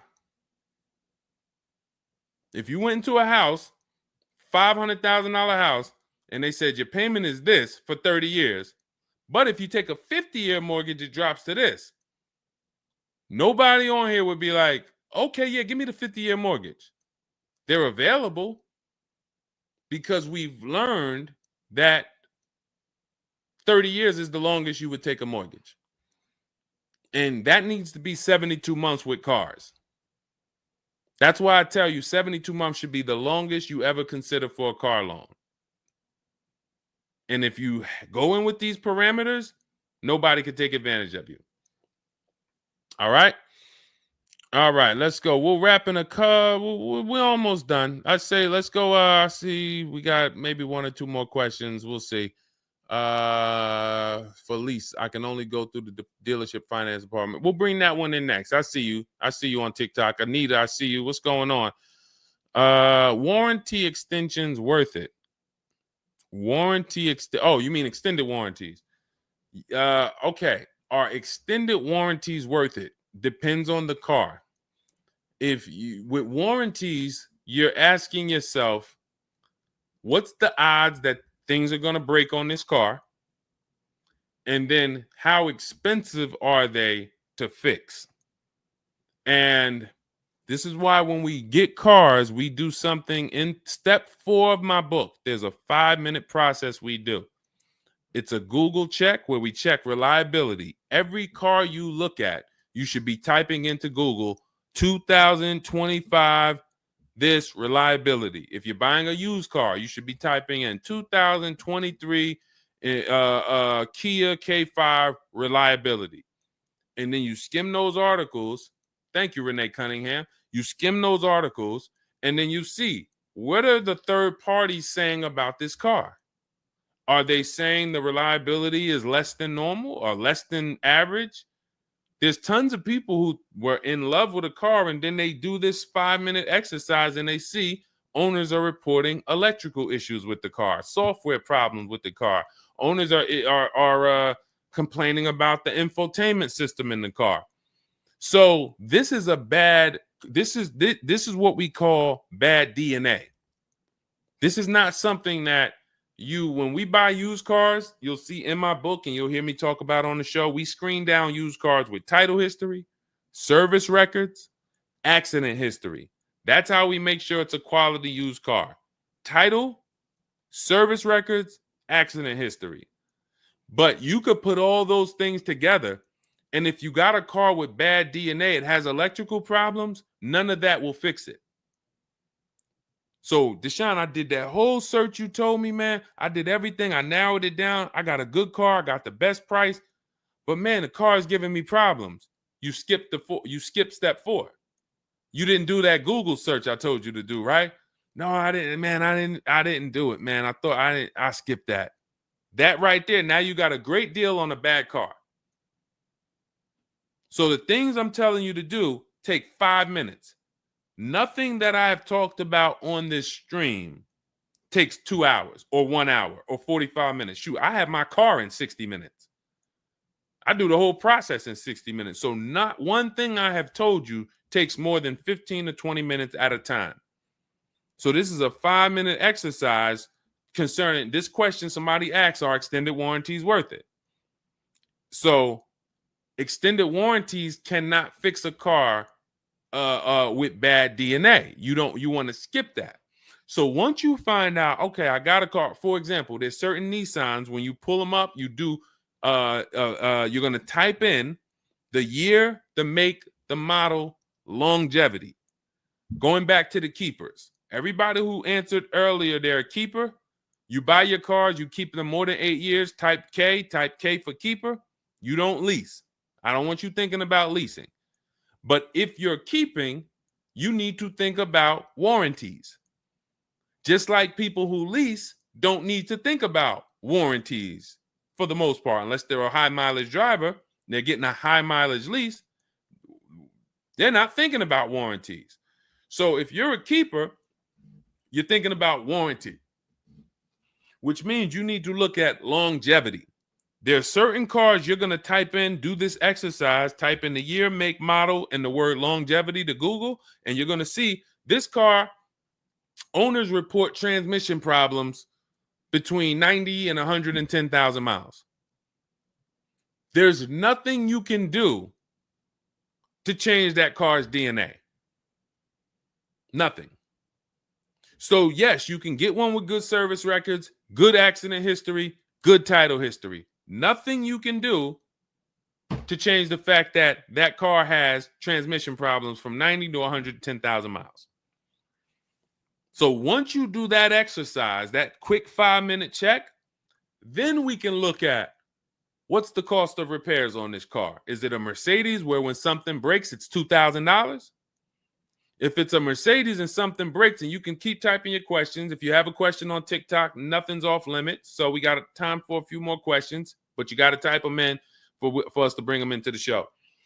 So are we, once you know what cars, like give you an example, you got a Honda, you got certain cars, they're very inexpensive. Something breaks on the car, the parts are cheap, inexpensive. These are the cars where you don't need extended warranties as much as you need a car when you look at a car that has high cost of repairs. So what should you be typing in for the car you want? Cost of repairs. If you're looking at a Volvo XC90, Volvo XC90 repair cost. Where does it fall? You're probably going to land on an article that shows you the rankings of cars repair costs. If you see that Volvo and Cadillac and Mercedes and all Range Rover, Land Rover, they're up here, then you need an extended warranty. Because when one thing breaks, if you got a $3,500 warranty, it might pay for the whole warranty. One thing. But if you're looking at a car and it's very low, Mazda or Honda or Toyota or very low cost of repair, then maybe you save the $3,000 and you don't get an extended warranty. You just put that money to the side. So it's going to depend on the car. When I worked for Mercedes, if somebody was buying a Mercedes, I told them, go in there, finance department, buy as much warranty as you can afford. That was my words all the time. Buy as much warranty as you can afford. IDK, following your book to secure a lease. How do I get it without putting money down? We don't shop with money down. So you haven't gotten to that section yet. I'm glad you have the book, IDK, but there's no scenario when you're using our templates and scripts where we shop for with money down. In step 3 of the book, which is deal focused budgeting, I explain how down payments come in and I explain the risk of down payments. But when we're in step 5, which is reaching out to dealers where we're getting our offers, there's no down payment that ever comes into the conversation. All of our lease offers are with first month's payment due at signing. That's not a down payment because it's just like when you rent an apartment, you pay your rent at the beginning of the month. When you lease your car, you pay the payment at the beginning of the month. And that's it. That's not a down payment. That's your first month's payment. But no, all you do is just follow the book. There's no again, and stay on the steps. Here's what I want to drive home when it comes to this book. And I see we had somebody, Linda March, on Instagram. I see you. Grab Linda March's question, please, on Instagram, Dolan. Do not read this like this is some seminar. There's 2 types of people who use the Cars from Home stuff. All of our stuff is made to be like you having a conversation with me. If you jumped on the phone with me and you said, Deshone, this is what I want. What's my first step? I would give it to you and then you go do it. I wouldn't say to you, okay, Linda, you're going to do this. And then once you do that, go and do this. And then once you do that, go and do this and then do that. And then by the time you finish this, you'll see this on this website, and then you'll be ready to pick up your car then. How would that go for you? Carrie Ann, Gifted Hands Cash, good to see you on Facebook. Well, how would that go for you? You would be like overwhelmed, confused, messing up. That's the way it is when you get my digital book, Cars from Home, and you read it straight through. What you're seeing all the steps. The last step 7 is delivery or pickup, and I'm congratulating you. You did it. The step before that, we're going over paperwork in the finance department and extended warranties. You shouldn't be there because you should be going through step 1, checking it off. Deshone told me do this. Step 2, check it off. Step 3, and then once you get to step 7, which is delivery, check, just picked up my car. It's a checklist, not a Bible or a almanac for car research or car studies. That's not what it is. And so I want to let you know that so that you don't come in thinking you're about to learn a lot about cars. In fact, that's how it was when I first started. My first book was called 52 Car Buying Questions Smart People Don't Ask that cost them thousands. 52 car buying questions smart people don't ask that cost them thousands. That book's not for sale anymore, but if you Google it, it's highly rated. People loved it. People said, Deshone, I use this book, man. I learned so much and I got a good deal. Because I still was teaching you how to get to the multiple offers, but it was too much information. That was when I came and I started teaching and I said, I want to teach you everything I know. No, the way my book now is, Cars from Home, 7 Steps to Saving Time, Money, and Avoiding Dealerships, is to get you right from where you're at to your car. 90 minutes, 2 hours from home. Boom, boom. Little small exercises here, 10 minutes here, 5 minutes there. Boom. All right, I'm picking up my car. So that's why we have the success stories that we have, because of the fact that it's a focused step-by-step book. Okay? So you can get your copy in my TikTok bio, my Instagram bio, the YouTube comments, or the Facebook comments. It's 75% off. That's the welcome offer. It's normally $97, but you can get yours for $24 as long as you get to my bio and Instagram, TikTok, or the YouTube comments or the Facebook comments before that 2 hours expires. This is Brian, just got his first ever lease using the book. Thank you, Brian. 2025 Honda HRV, $30,000 car, $395 a month. That's a 1.2% ratio. No money down. Initial quotes from that dealer was $434, and he used the counter offer calculator and got it down to $395. So that's his best offer, not to be confused with his only offer. That's his best offer that went from $434 down to whatever he ended up paying to get it to 1.2%. So that is how you want to do it. Step by step, go grab your book. Make sure when you get your book, screenshot the thank you page, because my support team's email is on there. Sometimes you're typing fast, you misspell your email, but as soon as you actually pay the $24 and get your book, you'll see the book is on the thank you page. So you can click that link, open it, save it. Make sure you save that link, because every time I update the book, that link is your master link, and I also email you a copy. Okay, and then you'll have everything we teach step by step to get as many cars as you want. You'll see, you'll be like Sheree, you'll be like Zafrina, 2 and 3 and 4 cars. Rosalie, 4 cars. Ken, we talked about. Trey, we talked about earlier, 3 cars. These people have been with us since 2021 and 2022. So if you're new here, you got people that's already 3, 4 cars up on you using what we use, and catch up. All right, go ahead, Dolan. I saw we got a couple more from Carrie Ann. We got Linda March. Following your book to secure a lease, how do I get it? Oh, that's what we just answered. We already answered that one from IDK. I saw you grabbed it, but I answered it before you grabbed it. Carrie Ann, gifted hands. Evening. Okay. Can a dealership... I'm sorry. I'm having trouble reading.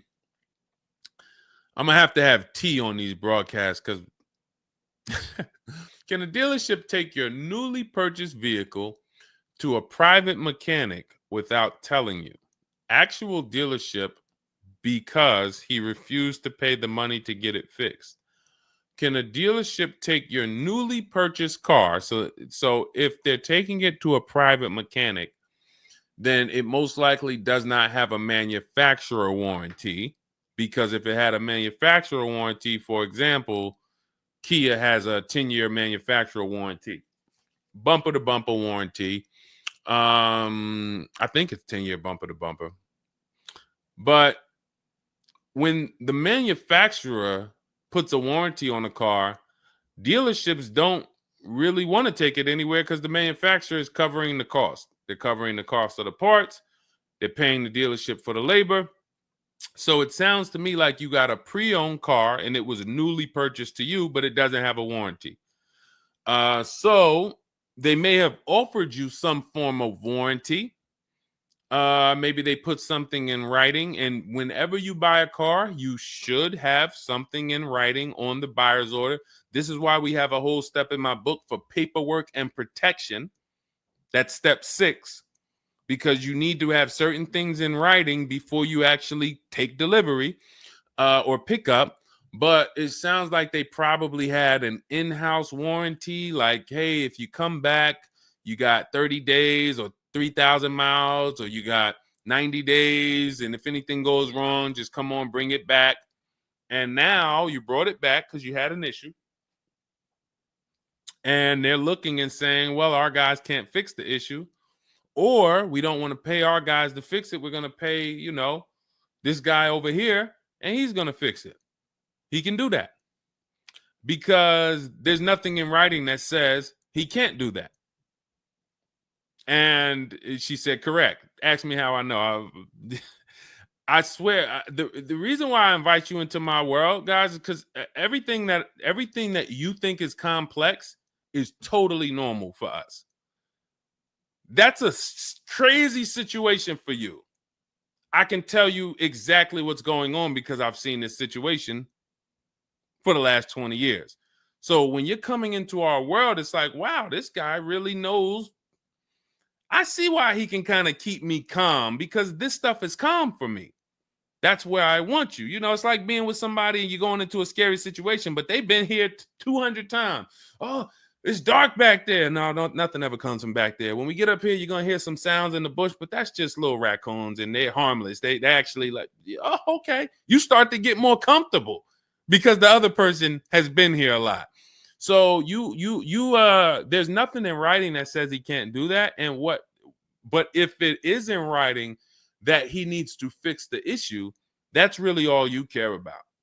What's really in writing is you need to fix this. How you fix it and who you get to fix it, that's your internal business. If you want to take it and outsource it to another mechanic because your mechanic can't figure it out, that's fine. Some dealers have a relationship with a dealer up the road. So if, a used car dealer might take it to a Subaru dealer if it's a Subaru, and they might, but their thing is they need to get it fixed because they're obligated. You said just purchased it, went back into the shop 2 weeks later, still did not have it back. Exactly. So they're going to try to do everything possible to get it fixed. And that may include taking it to someone who they think can fix it. Now, I assume, are your payments due? Did you start a loan? Because this is different if you have a loan and you have my car and I have a payment due in 2 weeks or 3 weeks or 1 week. And if my payment is due, then I'm going to actually wait probably 1 month.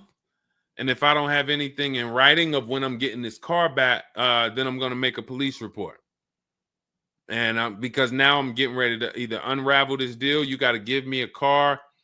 I need to, and watch this. Why the police report? It's to document what's happening.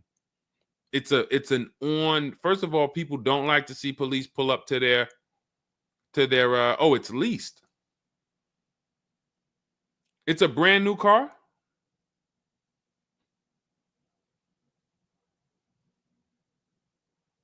It's a brand new car. Most leases are brand new. In which case, a private mechanic shouldn't be working on a brand new. No, it's used. That's another reason we don't lease used cars. That's uncommon. See, that's what I was saying. Leasing used cars is very uncommon. No competition, warranty issues. This is why it's not a mainstream thing. And this is why it's not something that I recommend. But I don't say it's not possible. Because when people say, oh, Deshone, could you lease a used car? I'm not going to say, no, you can't.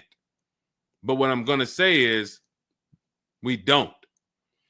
Now, you have is there a warranty in writing? Did they write something on, because now you pretty much have a payment on a car that's used. That what is the warranty? What did they put in writing that they would cover if something went wrong? They had to put something in writing because they're covering it now. You know, or they have to fill some form of obligation. You paid 2 payments, but what warranty did they give you? Was it a certified car? Because that would give you a year warranty from the manufacturer. But again, I don't think you have a manufacturer warranty. In fact, I almost know you don't, because they wouldn't be taking it to a private mechanic if it had a manufacturer warranty. Originally 32,000, at the end 62,000 through. Originally 32,000, at the end 60,000 through Exeter. Yes. Well, I mean, originally 32,000. I don't know what you mean by that. Is that your mileage? I need to know. Did they put something in writing saying that they were giving you a warranty?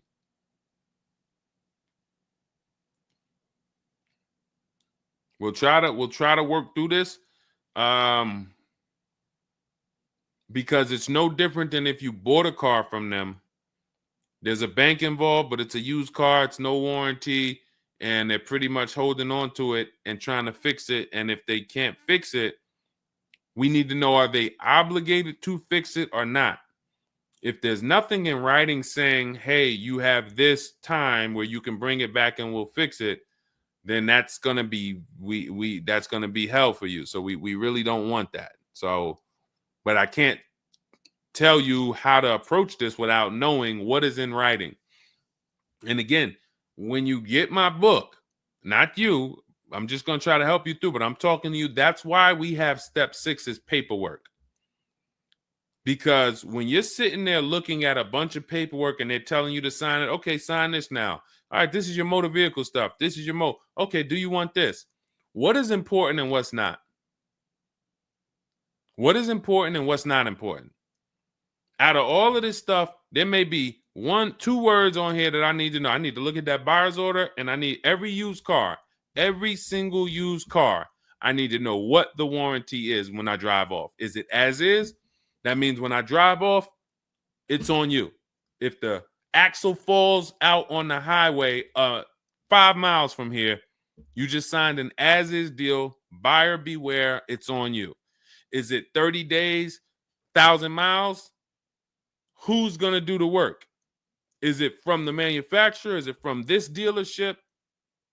Where can I go and use this at? You got to come back here. Do I have to go? Is this a nationwide warranty? I need to know what is covered on this paperwork so that I don't end up in a situation that we're trying to get out of right now. The warranty is through portfolio protection.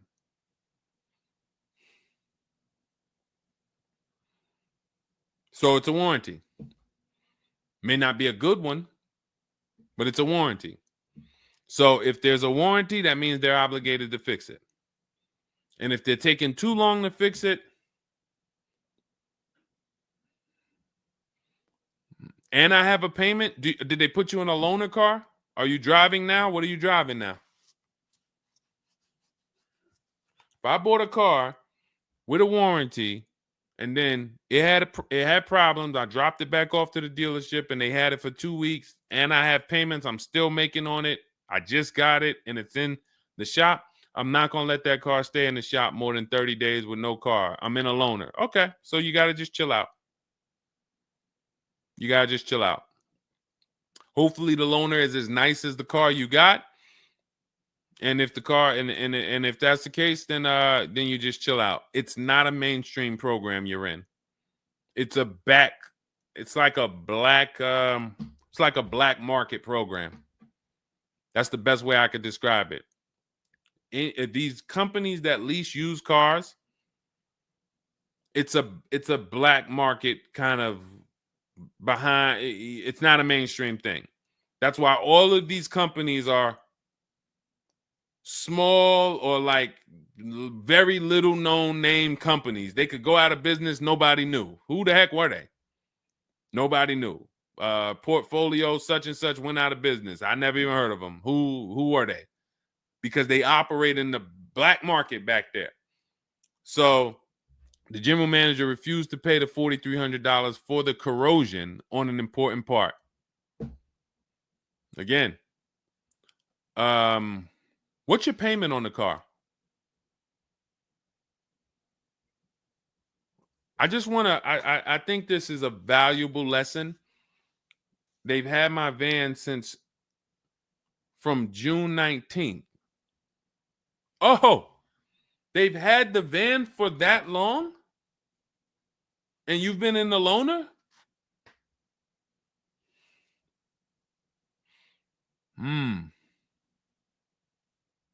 Holy crap. All right, what do I do from you? What's your payment on the car?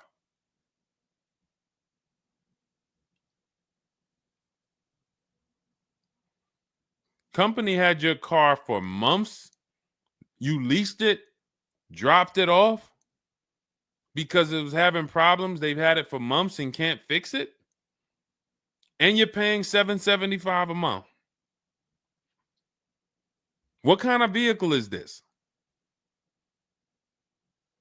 What kind of vehicle is this that we're paying $775 a month for?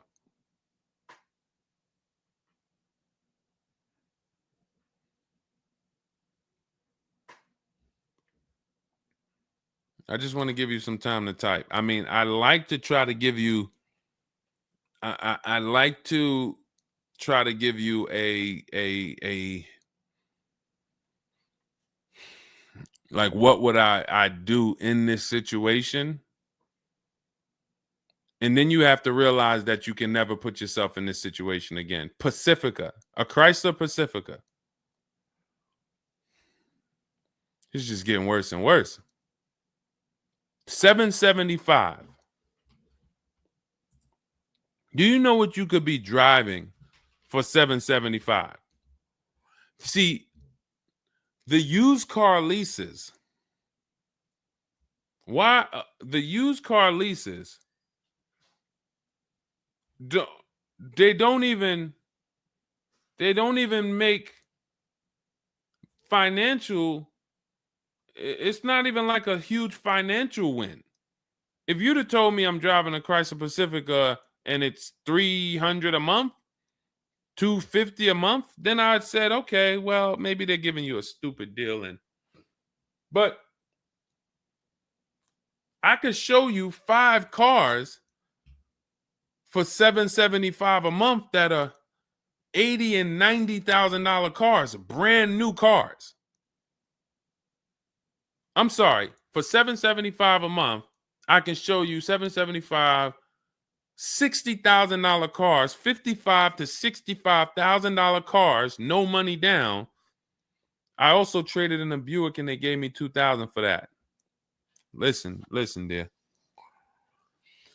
All right. They want to keep you in the car. God, how can you get out of this car? Oh man. And just so you know, some situations you can't get out of. So it's not like there's always a way out. There are some situations. That's why the reason why I want you to have my book, 7 Steps, Cars from Home, 5-star rated, Google it. The reason why is because you're not going to, once you sign that paperwork, it's not as easy as you've been taught to just get out of it. If it's a bad deal, if it's an overpayment, you go switch your car, it doesn't mean you got out of that deal. You just got out of that car. You rolled over the negative equity to this deal. Car deals are like, once you sign them, the damage is done. And then it's about, all right, what's the best way to get out where I lose the least amount of money on this deal? But I'm going to lose. Negative equity, it's going to be there. So it's much better to arm yourself beforehand than to say, all right, I'm in this situation now. How do I get out of it? Because some situations can't be gotten out of.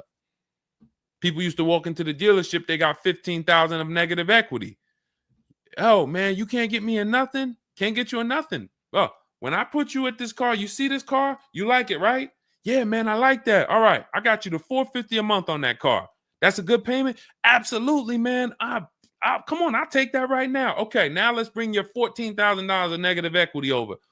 Yet $450 a month. That goes up to now $700 a month. Oh man, shoot, man. Yeah, nah, that I can't even afford that. But hey, here's the bad part. Even if you could afford it, the bank's not going to approve it. So it doesn't matter if you could afford it because the bank's not going to approve it. So you cannot get out of that car. So that's why you arm yourself now. That's why I'm telling you, before you need a car, before you go sign the paperwork, make sure that you are armed with the right information. So now, if in this particular case, and you have a cosigner, you put a cosigner on here, told us to wait 6 months, and then we can switch owner names and info. Every time I think this can't get worse, you make another comment, and it just gets worse and worse. They called me in yesterday to pick it up, and the same problems were present.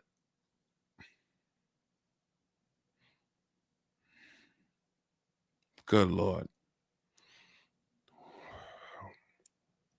I'm almost stumped. Okay. All right. All right. You need to find out how many miles are on this car? How many miles are on this car? This is not a good situation.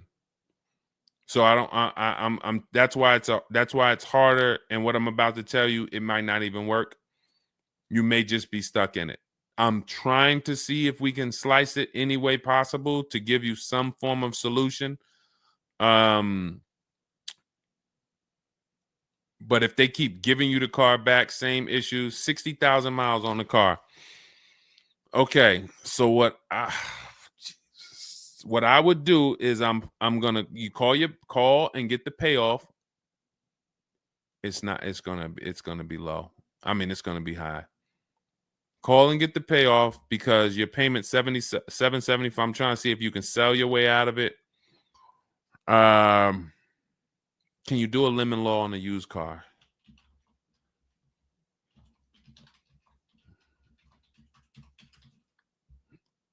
Let's see. Yes, some states have lemon laws that cover used cars, but the specifics vary by state. What state are you in?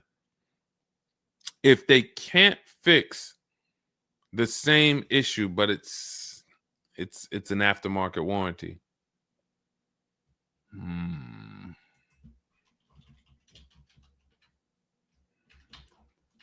What state are you in?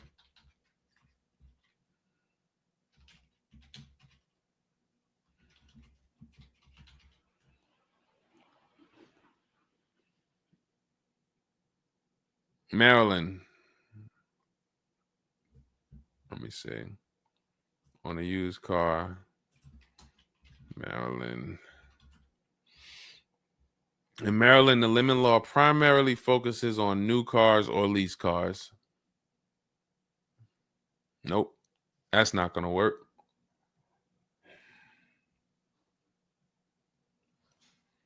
Jeez. I'm gonna be real with you. You could shoot me an email. I don't know if you can get out of this. You know, a contract is binding. You sign a contract. And let me tell you this. I don't know if you can get out of this without losing. You could just stop paying the car, have a repo on your credit. A lot of people will do that. I'm going to drop this car off, take your car back, voluntary repo, credits tore up. Not a good solution. It's going to cripple you from moving forward with cars. It's going to make it hard for you to get your next car. And then when you get a car, it's going to make that deal is going to be bad.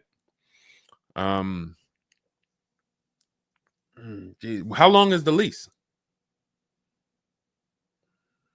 So this is just for those of you who are just joining us.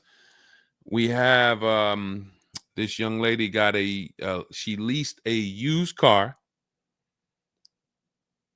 Don't do this.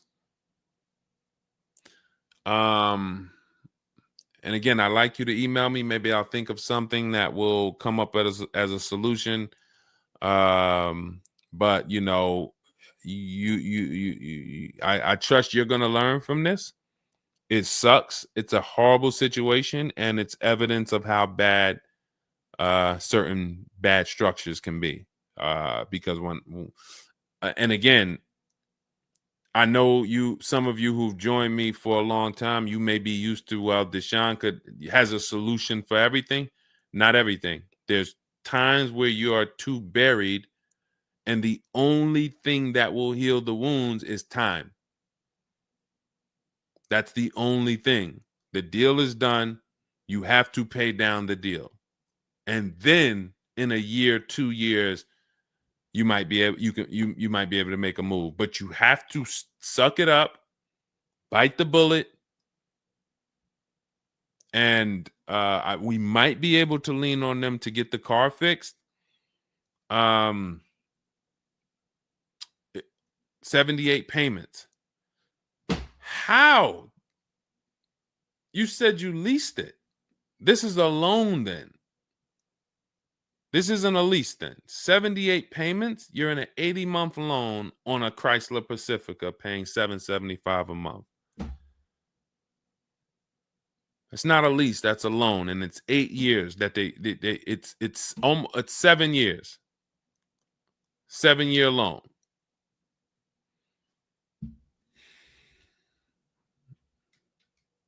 I mean, this is why I do what I do. You know, like, I don't want you thinking, okay, maybe you don't sign, maybe you don't make a mistake that is this serious, but this is cars. When I'm breaking down these big numbers and I'm throwing out these big numbers, oh, this is a $4,000 mistake. Oh, if you don't do this, yep, you're looking at about $4,000 or $5,000 you're gonna leave on the table.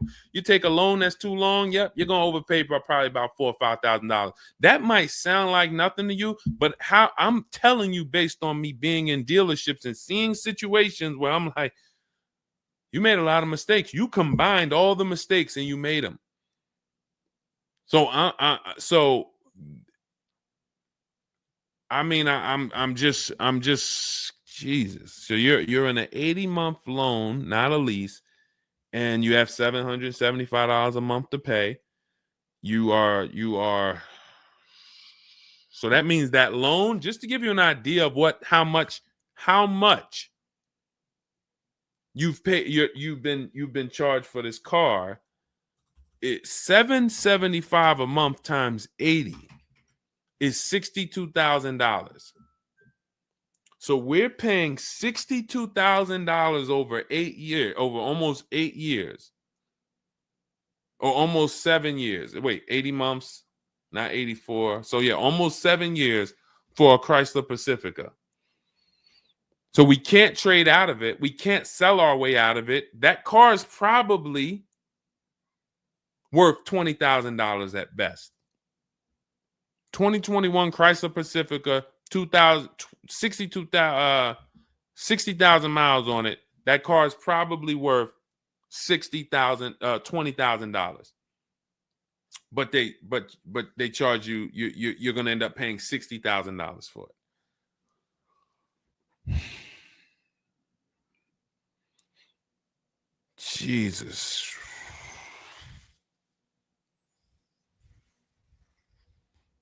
Most people will let the car go. Most people will let the car go. I don't. If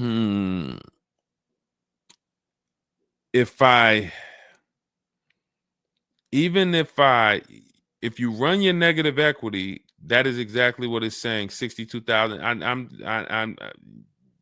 It's exactly what it's saying. $62,400 to be exact, including the $2,000 down payment.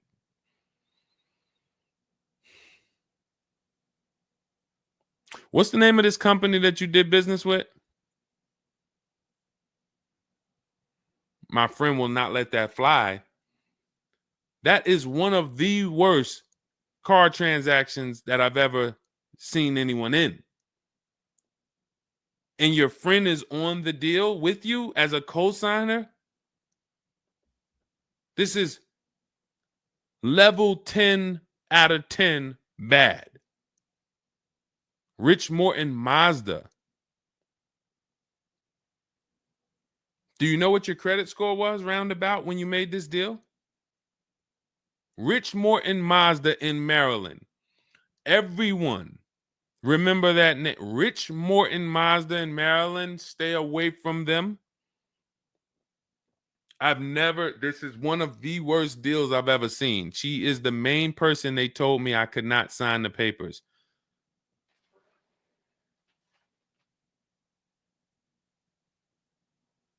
Oh.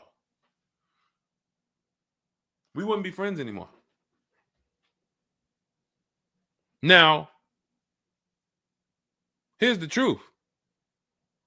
Nobody pulled the wool over anybody's eyes. We looked at these numbers. She didn't say to you, wait, these numbers look crazy. I'm not signing them. You're not getting this car. Both of you went in there and signed these deals. So let's I'm not even going to say she's the friend, but nobody's going to say, well, y'all tied me up and held a gun to my head and made me sign those numbers, and y'all didn't even read those numbers to me. So, but, jeez,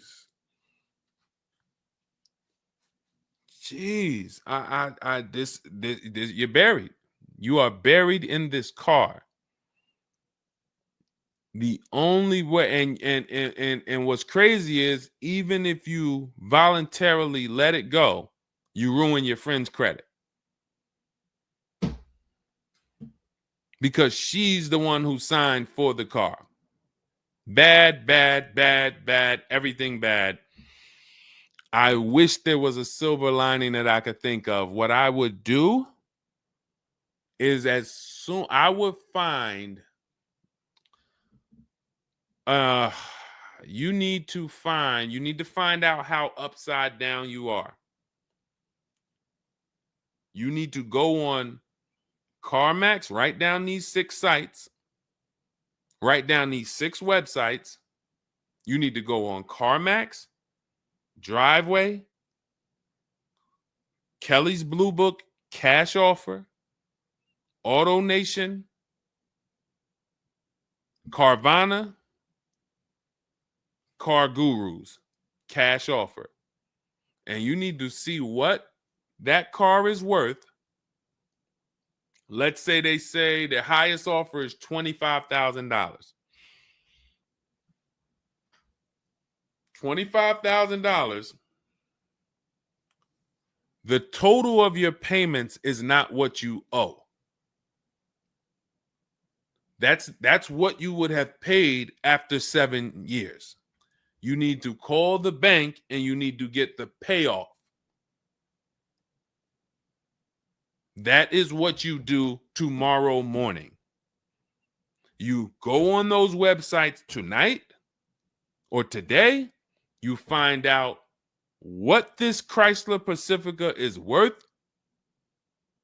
And then you call the bank tomorrow or the next or whenever, and you get the payoff.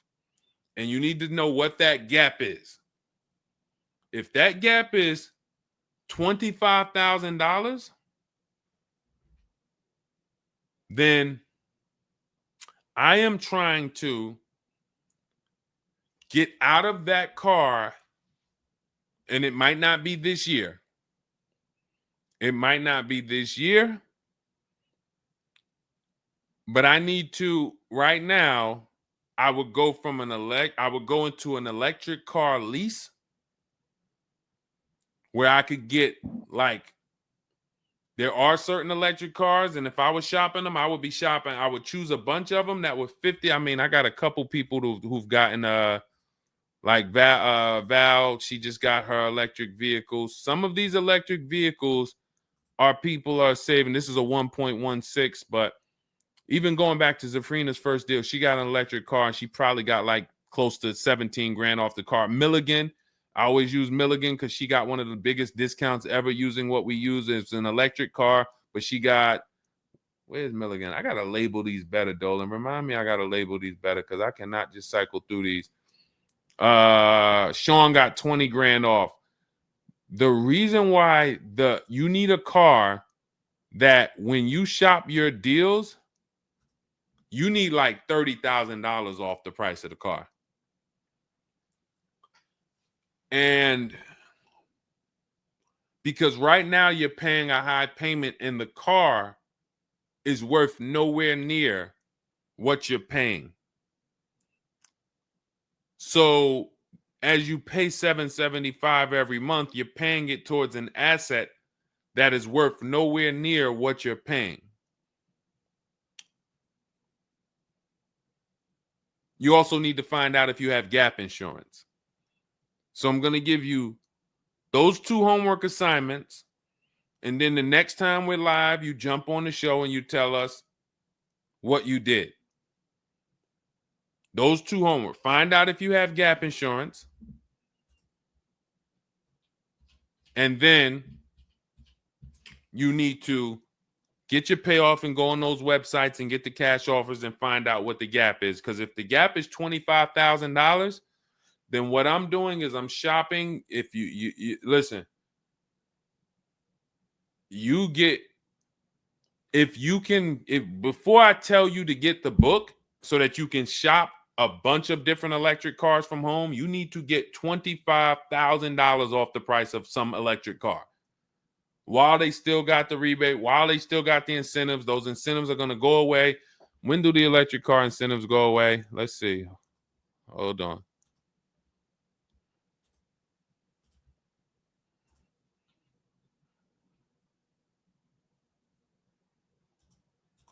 Hold on.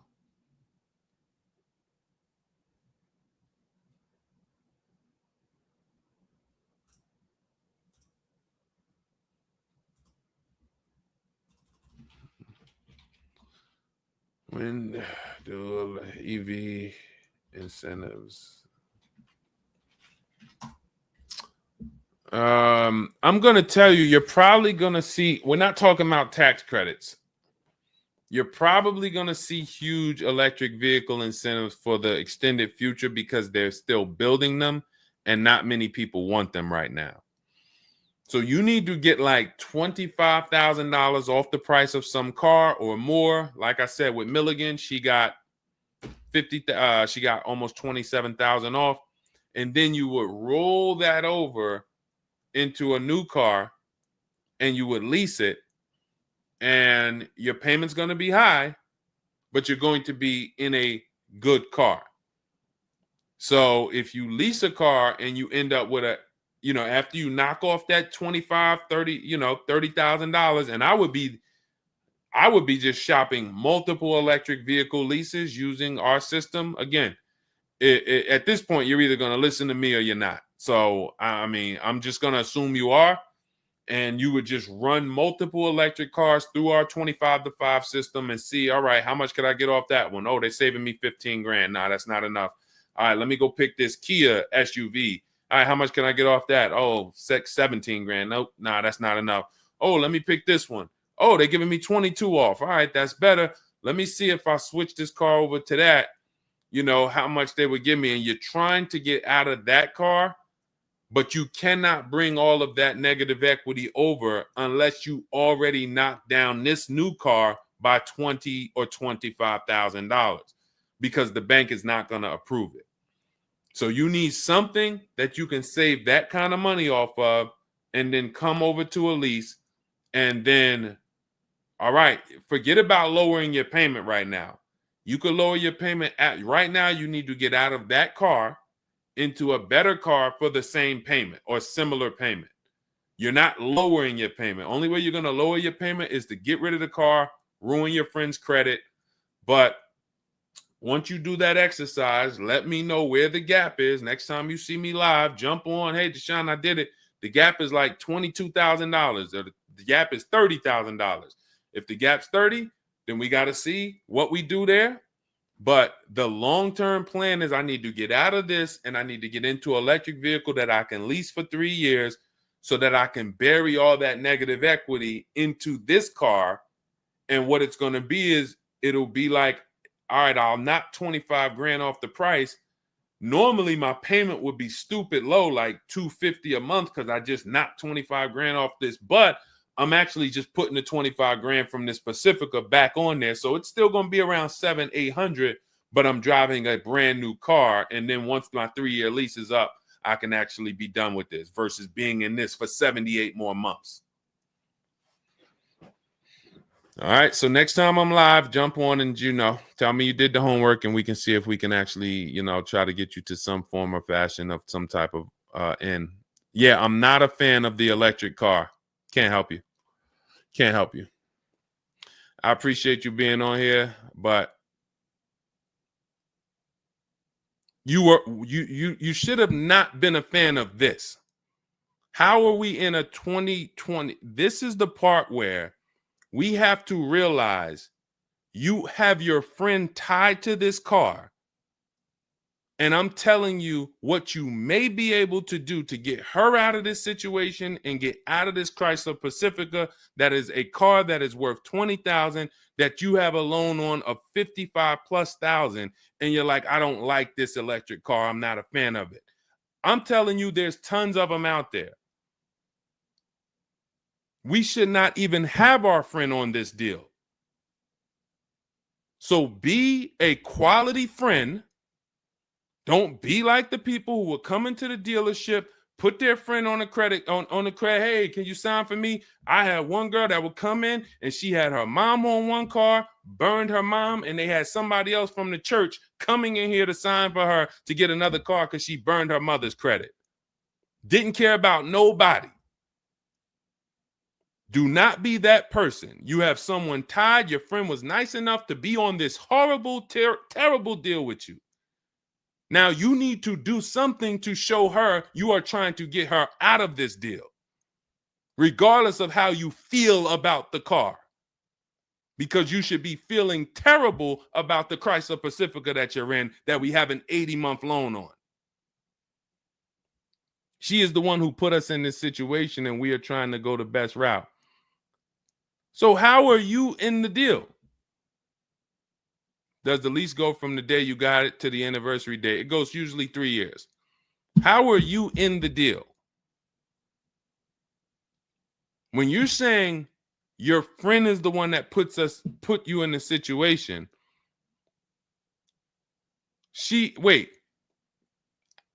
in one breath you're saying, believe it or not, she's the one who encouraged me to get it. And then in another breath, you're saying she's the one who put me in the deal, who put us in this situation.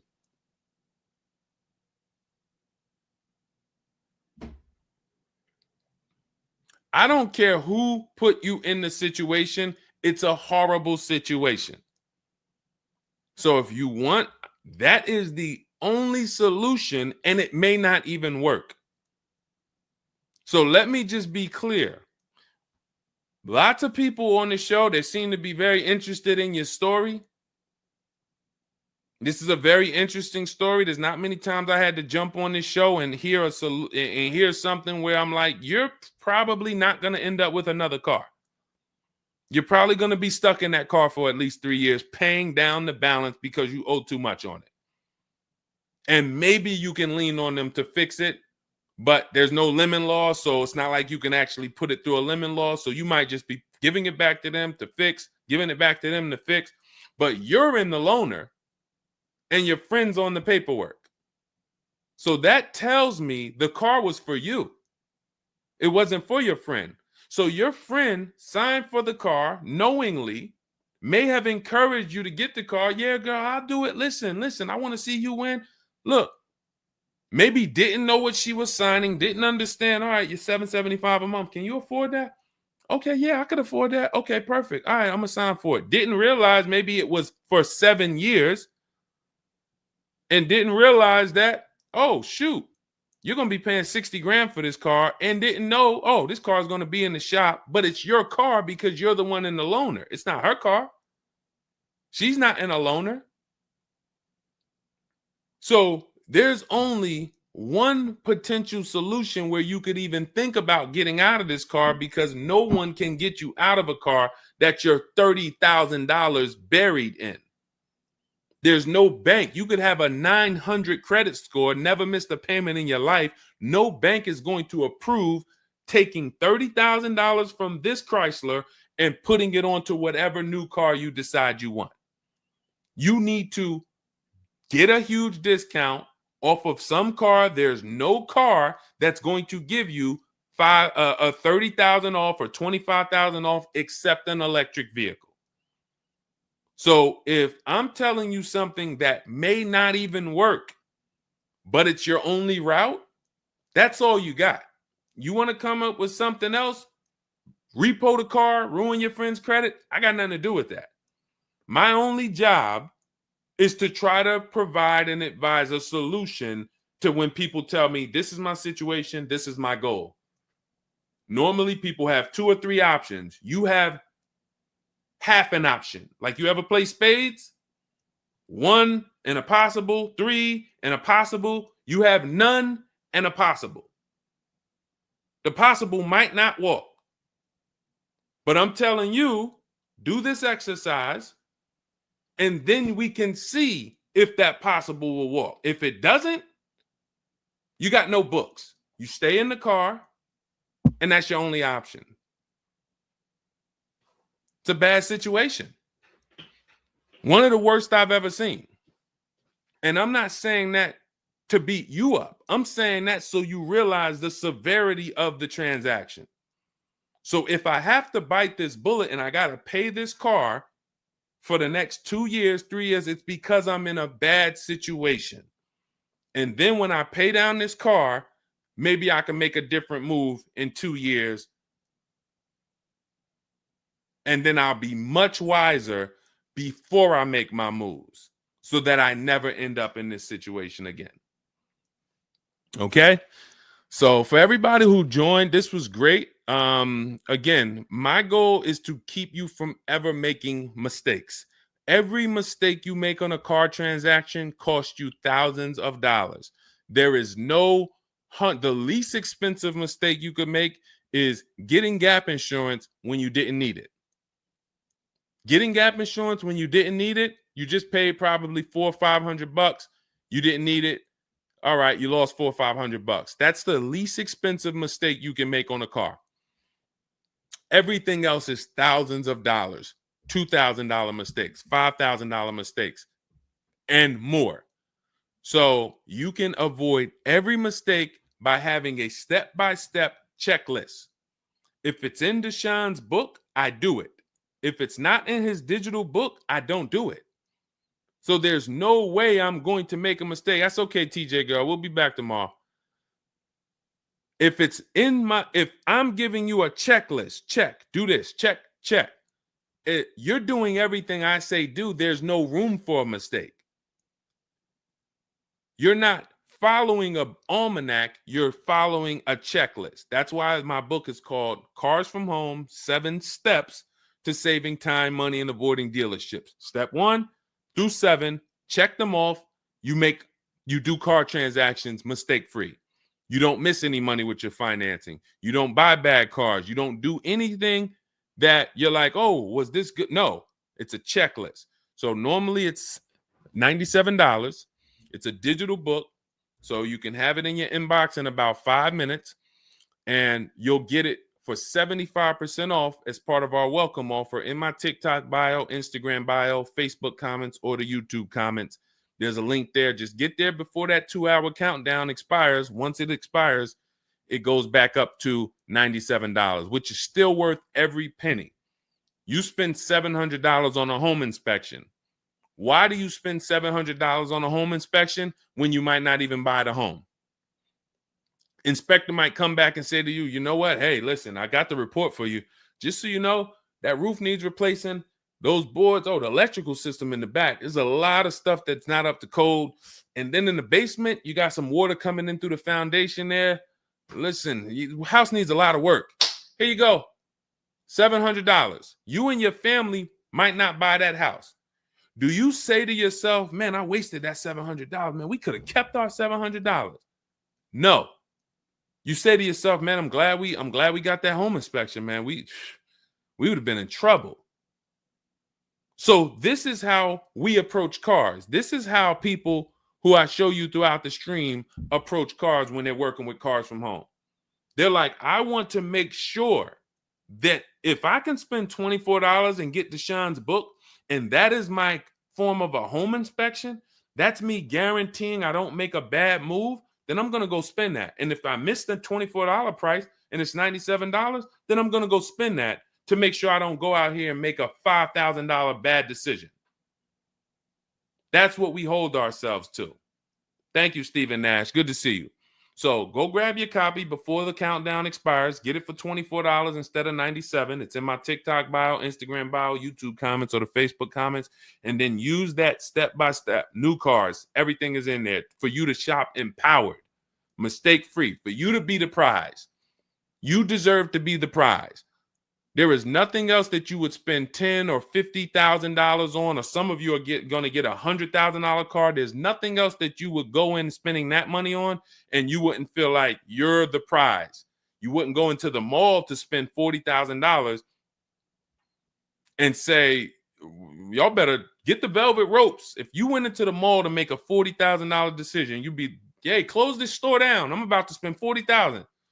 You'd be bringing champagne out. All right, close the velvet ropes. Where's the velvet ropes? Everybody stay outside. This person's about to spend $40,000. But a $40,000 car, you go in and you'll take the mistreatment. You'll leave buyer's remorse. Not anymore. When you make the decision to get your book, follow these steps, you are mistake-free. You'll save all the money. And then when you drive off in your car, you feel like you're the prize. This dealer won my business. That credit union, that bank won my loan. This deal, buyer, Carvana, CarMax, Driveway, they got to buy my old car because they put the best bid up. Everybody won a bid. And that's how I know I won, because everybody competed for my business. I didn't beg none of you for anything. That's how we do. So go get your book. And if you want to get started and you're like, Deshone, you know what? Is there anything I can get started for free? Because I'm just getting to know you. I don't really know you yet. Now I want to see, then go grab my free cheat sheets. Dolan will put a link in the comments for you guys. It's Deshone's cheat sheets. It's also in my TikTok bio, my Instagram bio. And you can see what we give to people who want free advice to get you started. But if you're like, no, give me the blueprint. Give me the bang, bang, step-by-step, start to finish. That's my digital book. Go get it. And carry in gifted hands. Please check back in with us. Let me know when you do that exercise how big that gap is between what the Pacifica is worth and what the cash offers will buy, what will pay for it. And then hopefully you can get to some solution. So I appreciate you sharing the story. I appreciate you being forthcoming, and certainly we'll wait to hear from you. Thank you everybody for joining us. We've been on here for almost 2.5 hours. It was a longer show, but I hope you all got a lot out of it. We talked a lot about all different things. Yeah, that's Denzel on the bookshelf. Absolutely. I got a lot of people on the bookshelf. I got Lucille Ball on the bookshelf. I got Miss Harriet Tubman on the bookshelf. Mr. Marcus Garvey. Who knows who that is?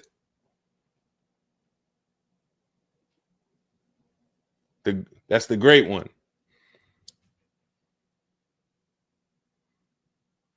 Yeah, I know what it is. I only have the greats around me.